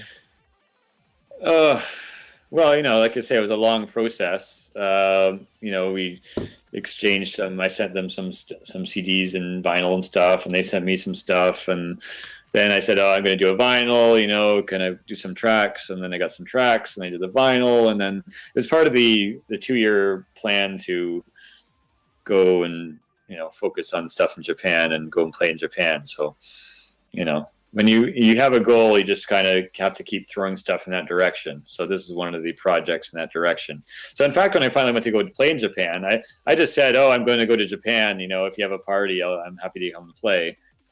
And then they offered to pay my flight and hotel and everything. I was like, "Oh, okay, nice, great." So I didn't expect that. So that's the thing, just you want to do something in life, just throw stuff in that direction. Just keep building it up. It's like the what they say about the what is it? Grains of sand. Little tablespoons of sand. You keep throwing them in the water. Before you know it, then it seems like you're wasting your time. But then eventually an island appears, and you keep building it. And then what seemed to be a waste of time, you just keep working away at it, and eventually you'll have something come out of it. Yeah. Because Neeks is for Neeks. Just keep building in the direction you want to build, and don't listen to the naysayers. Don't listen to the people saying, "Oh, it can't be done." Because if you just stay at it long enough, at least you may not get where you think you're going to get, but you'll get somewhere. Yeah. As they say, aim for the stars, and even if you miss, no, sorry, aim for the moon. Even if you miss, you'll land amongst the stars. And eventually, you come beyond. Yeah, and you end up somewhere you never even imagined it. I never imagined I'd be living in Holland and playing at all these things. Initially CSR, Wes and I, we when we started CSR, Wes was doing well with his microchip engineering, so we put it as a way for him to write off his taxes. Because we thought, well, we'll never make any money off CSR, so any money we put into it, you can write off your taxes, because this is never going to go anywhere. And it just went way further than I ever even imagined it would, and in directions I never thought I'd imagine it would. So you can never. It's kind of like setting off on a road trip, and waiting for the road to be completely straight. It'll never be completely straight. You'll never see your end goal when you start off on the voyage. You just got to start down the road, and then it's going to take turns and twists, and just keep on going where you want to go, and you won't get where you think you're going to go, but you'll get somewhere, possibly even better. And oftentimes it'll be even better than you ever imagined it would be. So believe in yourself and just keep going forward. Keep moving forward. This is something a lot of times people would say, "Oh, I don't know if my tracks are good enough." I said, well, make a record. Put it out there, because if you don't believe in your stuff, no one else is going to believe in it. Believe in yourself. Believe in your own work. Just go for it and do it. And that's what I say to you, Melon Pawn. Whatever, you may listen, I sent you all these emails about all the technicalities of, vinyl and, how much money you can make from, how hard it is when you do vinyl, how it is to make back your money and everything. Like, forget all that. Just go ahead and do it. But do it with passion. Do it with Do it with conviction. Whatever you do with passion and conviction will take you somewhere.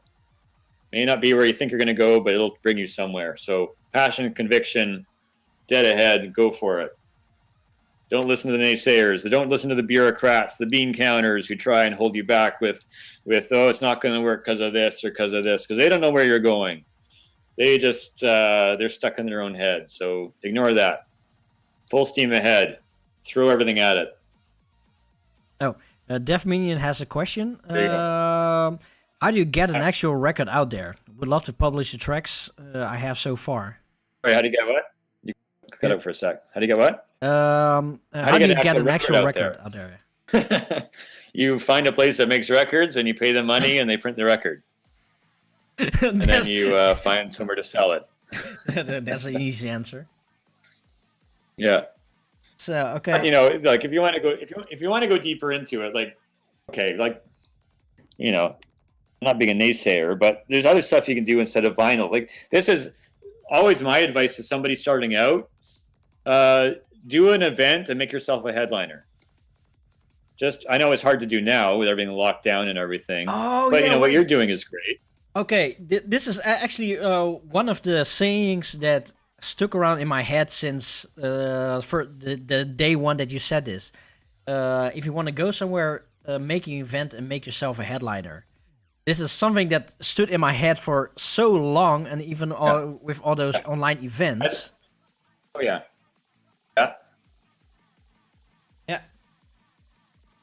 Yeah, this is something that it stayed in my head from since day one, and this is also for me the rode draad, my lifeline, I think, in the music career. That's the one constant. Oh well, like I've been doing this for over 20 years now, and this is the one thing that has always been true. Because even you know, like I get bookings and stuff, but sometimes I'm not getting bookings. So if I don't get bookings, then I'll do my own bookings. So if you're not getting bookings, you're a DJ, you want to get booked, then start booking yourself. Don't wait for someone else to do it. And you know, I don't know what this whole hang up with vinyl is all of a sudden. It's like, you know, I did the CSR vinyl, but only because the guy bugged me to do it. And I didn't pay any money for it. Like it's through Ultimate House Merchandise, and he, I guess he has ways of releasing it and distributing it.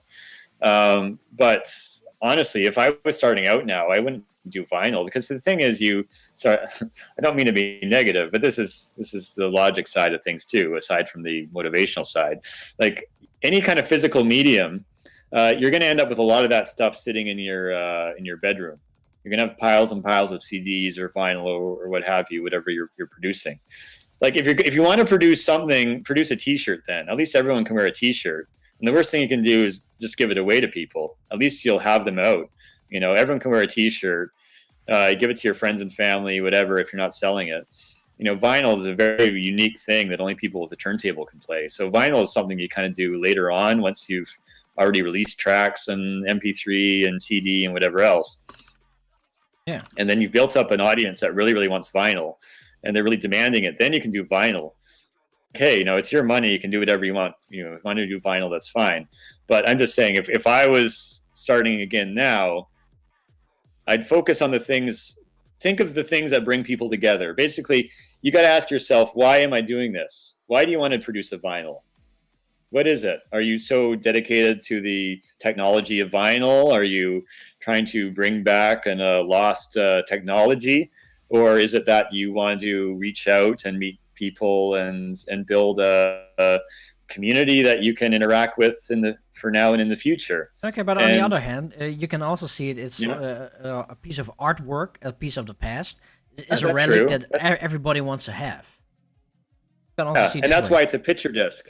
That's why it's a picture disc. So if you're going to do a vinyl, then definitely do a picture disc, because then it's going to be, like you say, it's going to be a piece of artwork. So it's more than just the audio. It's the having this piece of art as well. Yeah. So yeah. So and you know, who knows? I could be completely out of it, and I don't know what the real economy is, and maybe people are buying all kinds of vinyl.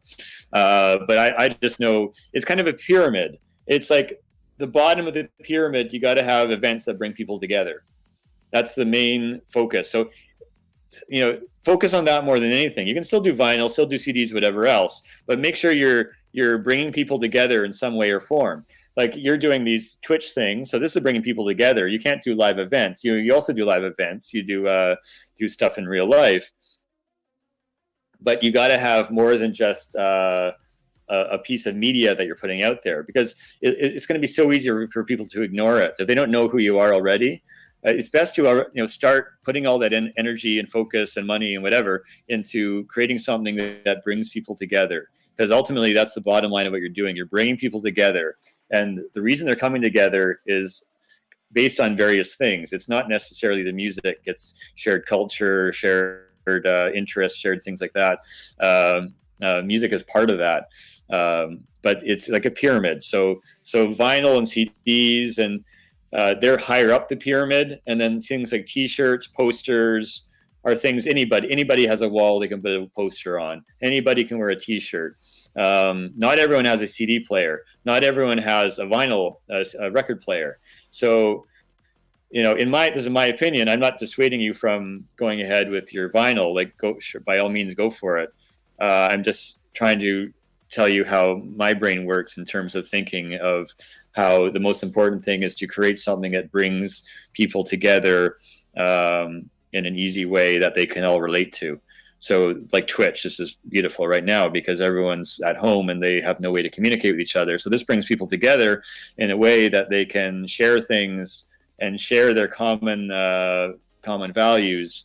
And then from there, then you can say, well, what are your other values? What other things do you like? Do you like, oh, well, I like vinyl, I like CDs, I want a nice T-shirt, I want to get some flyers on my wall. Then you can then offer them other things. But start with gathering those people together. And I know, like for Melanpon, it's difficult because he's in Canada. In Canada, the deck is stacked against you because you're kind of, out there. You're out on. But the internet is your saving grace because the internet can bring people together. But it does take a lot of work. It does take a lot of time. So, by all means, Melanpon, go and put your vinyl out there. But just remember that this is not the beginning or the end. This is part of a process. You're going to keep putting stuff out there, keep on doing stuff. I know, hey, maybe in 10 years, people are going to say, hey, where was that vinyl? I want that vinyl. And the price goes way up and you can buy this limited edition vinyl that you released 10 years ago and everybody wants a copy of it. And that's ultimately what happens if you just keep going on with it. But just look at the long game. Just keep at it and realize you're not going to get an instant result, but over time, you keep at it long enough, you build that community, then people are going to be interested in it. So anyway, that's enough of that rant. Oh, those are wise words. Yeah. So yeah, looking at the time, we still have one more track to go. Yeah, I think that this concludes our interview. Yeah, of course. You have been such a motivational speaker pretty much the whole time. And it was if it was up to me, I would keep the stream going on for 2-3 hours and just keep on talking because I'm really attracted to the words that you're saying, and it's feeding me with so much motivation and also to keep going on.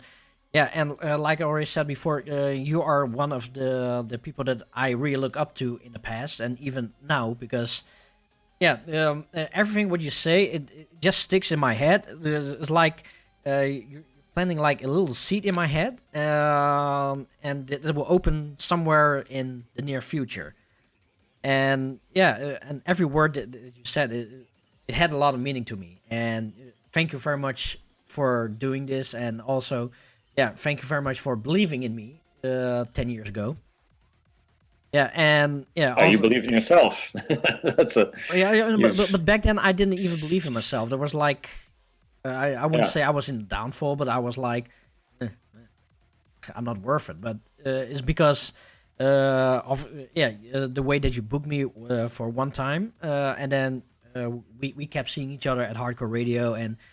We've been eating together some spaghetti that you made, and lots of talk going back and forth, and it just opened my eyes for this community. And also, we even haven't spoken about it, but in a previous show, I talked about that Warp Zone is actually is a thing from you and from me, because I wanted to play some harder stuff because Decimal Sounds was too soft for me, and you wanted to play some slower and softer stuff because CSR was too hard, and you want to do something else, and I want to do something else.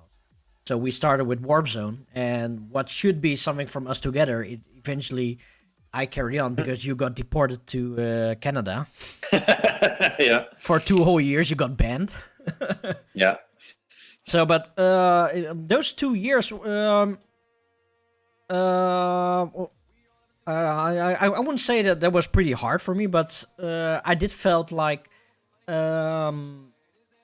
not discomfort, but I felt like there was something gone that I really missed, and that was like really talking to you and just hearing your words and hearing all those motivational speeches, because that is one thing that really helped me grow as a person.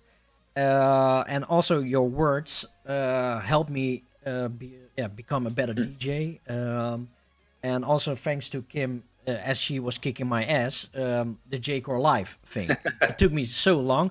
By the way, the moment that I drew a sketch of the J-Core Live logo down there, and you actually drew it, and 2 years after you drew that logo, I finally started J-Core Live. So it took me 2 whole years. Nice. Yeah, that's what I say. It's like it's a process. You know, it's always sometimes takes longer than you think. You just got to keep on firing away and don't get frustrated if results don't come, as soon as you expected. So yeah, it's a process. It's a process that we are learning, and yeah, we are keeping growing. And yeah, the best thing is just stay yourself, and it's like one thing that you also said that always stick in my head, that whatever you do, you should become the better version of yourself. That's something that you also said to me one time, and it's like, okay, I am now on a point, but I want to become better than this, because I want to be more helpful. I want to provide more. Yeah. And this is like one of the few little pieces of puzzles that was in my head, and then suddenly I woke up and I think about the talks that we had, and then suddenly it was like, boom. Oh yeah, he said that. Maybe I should do something with it. You got to be challenging yourself, because if you feel you're getting into a rut, then you're not growing as an individual. And that's why I'm doing the painting and stuff now, because I'm doing watercolor. Watercolor is probably the most difficult medium to try and master. So it's a lot different than Terror and Speedcore and everything like that. But it's a new, I can still do that, but you reach a point where you feel like you've said everything you had to say in a specific medium, and you got to find a new medium to try and express more things that to grow further in.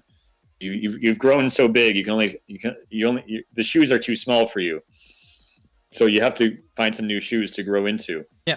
And it doesn't mean you have to forget about the thing you've created before, but you can come back and say hello. It's kind of like school. You graduate from your school, you go to another school, you can still come back and say hello and see your old classmates, but you got to keep growing. You can't get stuck in this pattern of just doing stuff because you think it'll make money, or you just that's just what you've always done. You got to find the thing that's going to help you grow as a person, and going to challenge you.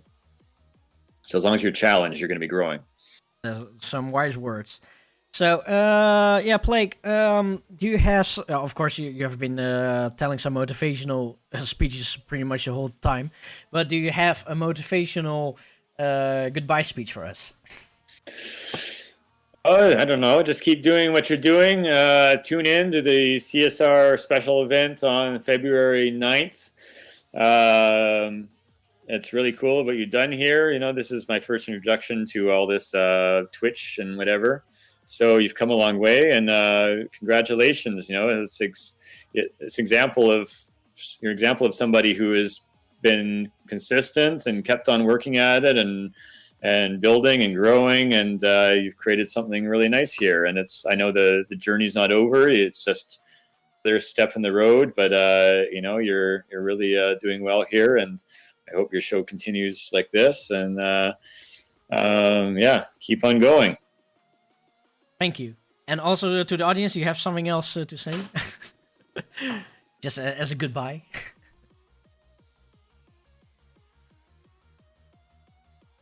Hello? No? Nothing? No. J-Core. J-Core. Says Okay. Melon Pawn. Oh, okay. Plague, thank you very much for joining into J-Core Live today. And also thank you very much for all the awesome stories that you have been telling the whole evening. Sure, you're welcome. Thank you for everyone for tuning in. Somewhere in the near future, I am going to invite you back here on J-Core Live if we need some motivational speeches again. Great. And of course, I'll be a Chris Farley motivational speaker. Oh yeah, somebody also asked before, when do we have a TED Talk here on Twitch from you? I'll tell you that I live in a van down by the river. How many guys remember that? Farley. So yeah, motivational speaker. No, but once again, thank you very much, and of course, we're gonna see you the 9th of February on the CSR the CSR Legends of Terror. It's going to be a show like this, like J-Core Live and like Gabber Disco Night Live, but then, of course, within the terror scene and the whole CSR, and we have more stories to tell about that one. So, we are going to play the last track of this vinyl, and then we are going to do some last promotional talks, and then always nice stories. Yeah, of course, always nice stories. So here's some MIDI with mega shits.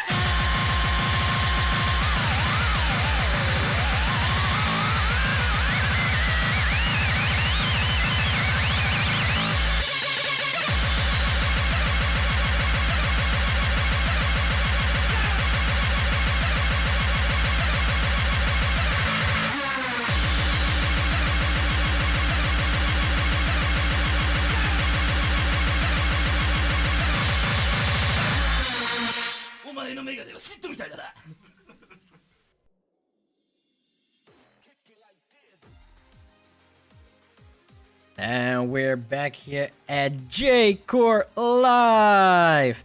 Well, apparently nobody gave my cat some snacks, so cat is so sad, so sad, sad.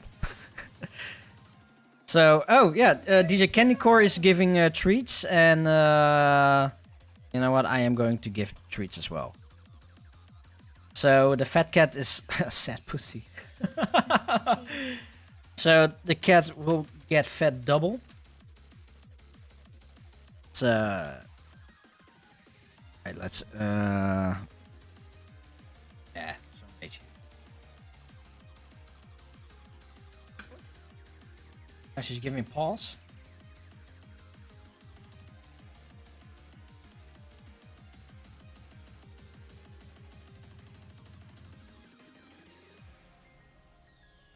Okay, there be like, dude, finish this up. It's time for bed. Little chunky over there. So enjoying the snacks. Oh, don't mind the mess in the house. But then again, you guys have seen it the whole 9 months already. Candy Core, I like when you put your pussy at the end. Okay, for that remark, you're gonna this.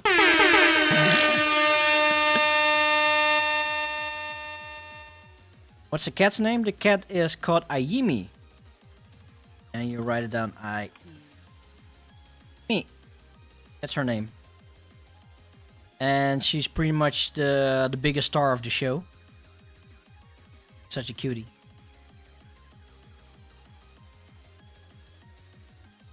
Blah blah blah blah blah. Pussy licking. Hey, stop fingering the cat. Stop fingering the pussy. She's giving a finger to the pussy.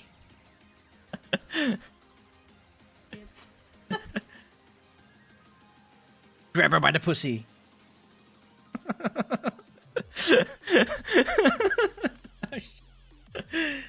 So yeah.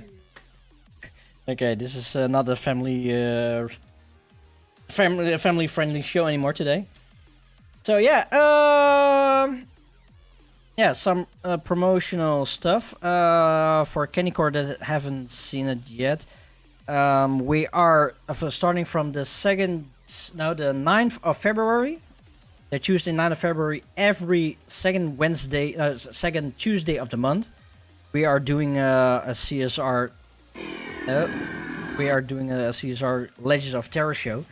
Like I said, it's going to be a talk show with some, like this, like Jacob Live and Gabba Disco Live. Only, yeah, with terror and CSR and everything within it. So, let's see where. Let's show that promotional video again.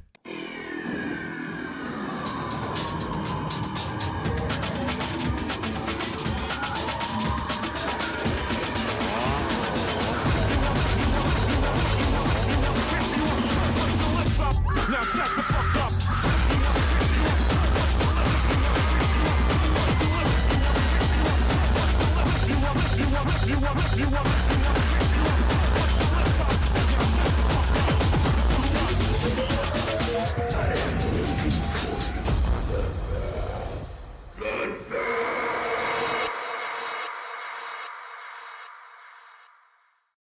So, as what I also said, this is going to be the monthly Bloodbath show.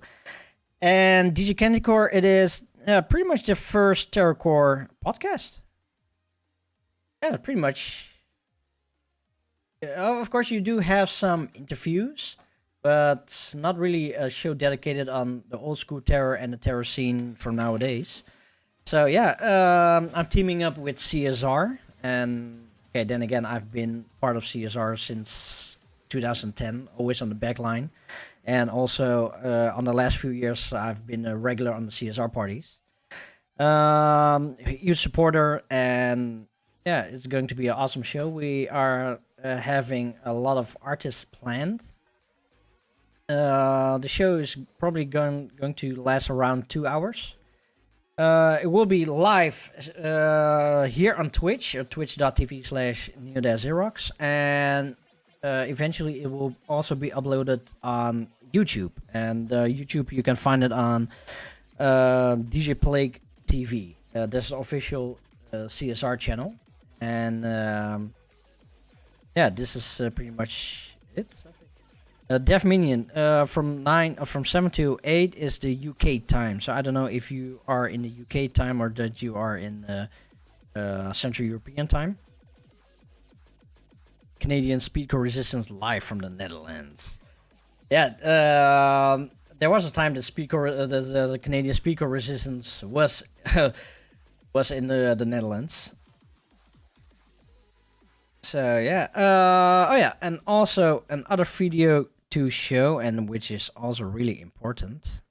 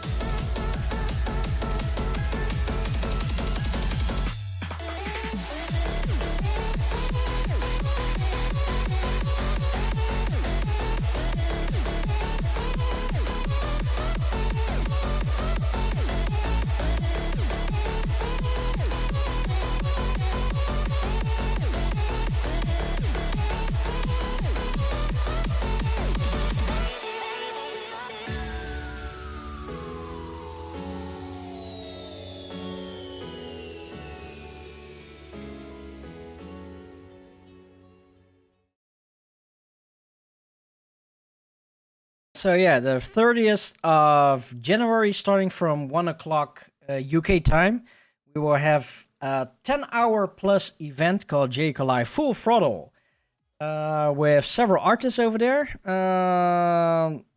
Let me quickly put this one up. Capture. So we are having Cheesecake.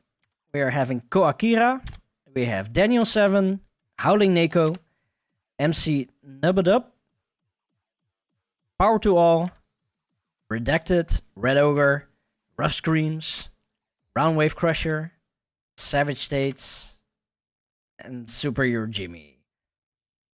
Those guys will be your DJs for this live stream, the Full Throttle, the 30th of January, 1 o'clock in the afternoon.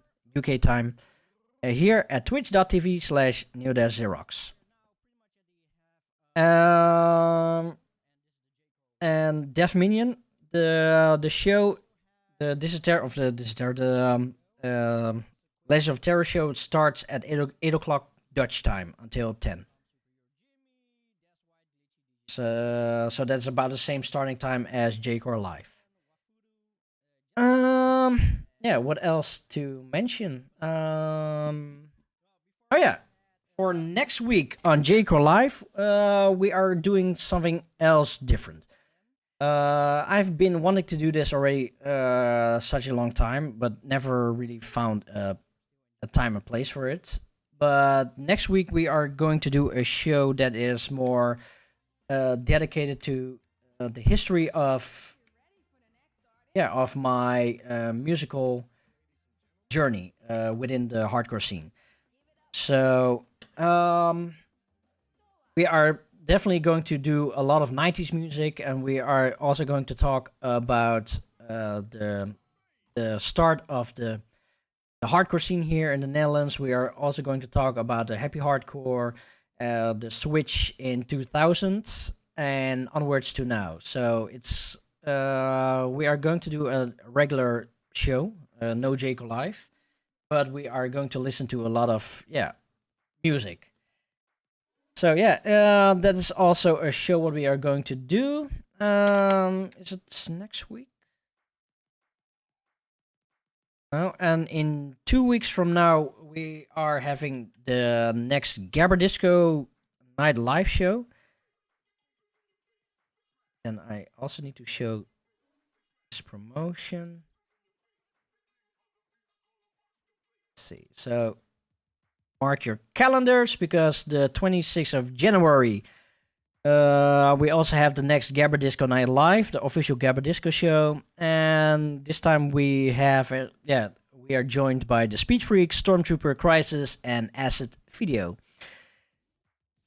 So this is also a really awesome show to check out, of course, if you really like the Gabber Disco. And I know those Roundwave Crusher gangs, they definitely love Gabber Disco. So yeah, maybe you're worthwhile to check this show out. Let's see, what else do we have? Yeah, talk about the redacted artist from the J. Cole Full Throttle. It is announced. Only the announcement will be held at the event itself. So we're gonna keep it a secret for now. Echo 11, where I also covered Jump Style. That is not really my attention to. Maybe, but I don't think so. Although, I think I'm pretty much going to stick around the hardcore styles. No, we'll see next week. What else do we have?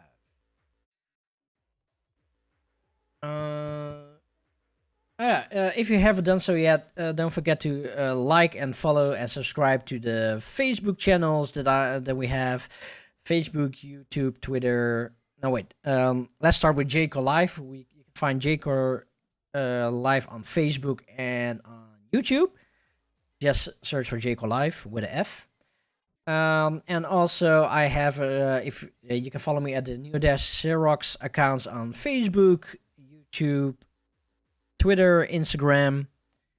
That's what I have. You can find me on Neo Xerox. I also have a merchandise store at shop.spreadshirt.net/ndxjcl.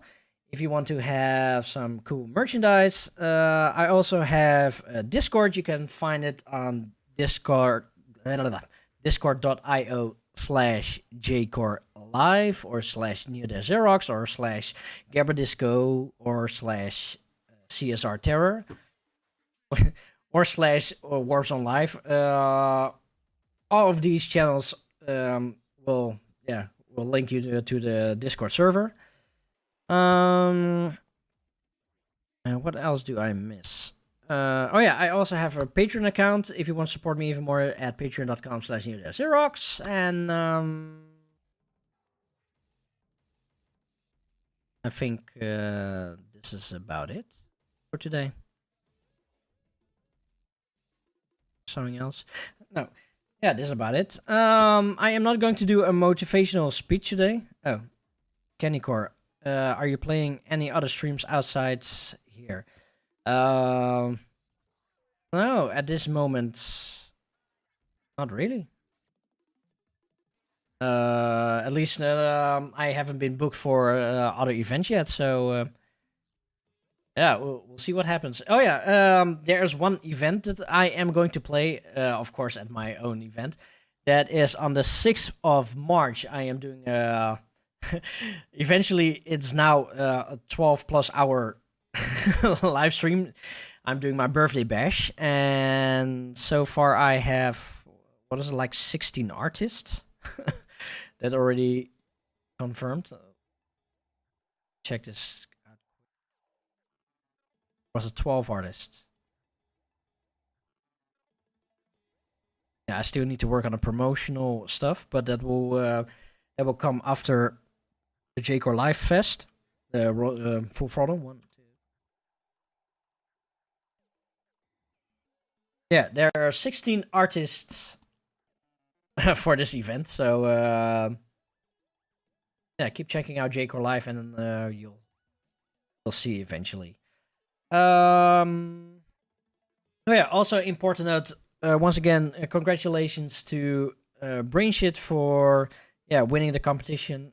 Don't forget to DM me on Discord, so we can manage the t-shirts. And yeah, our mascot is called Jane Core. Yeah, Jane Core. That's I think that is pretty much everything that I have to mention for today. So yeah,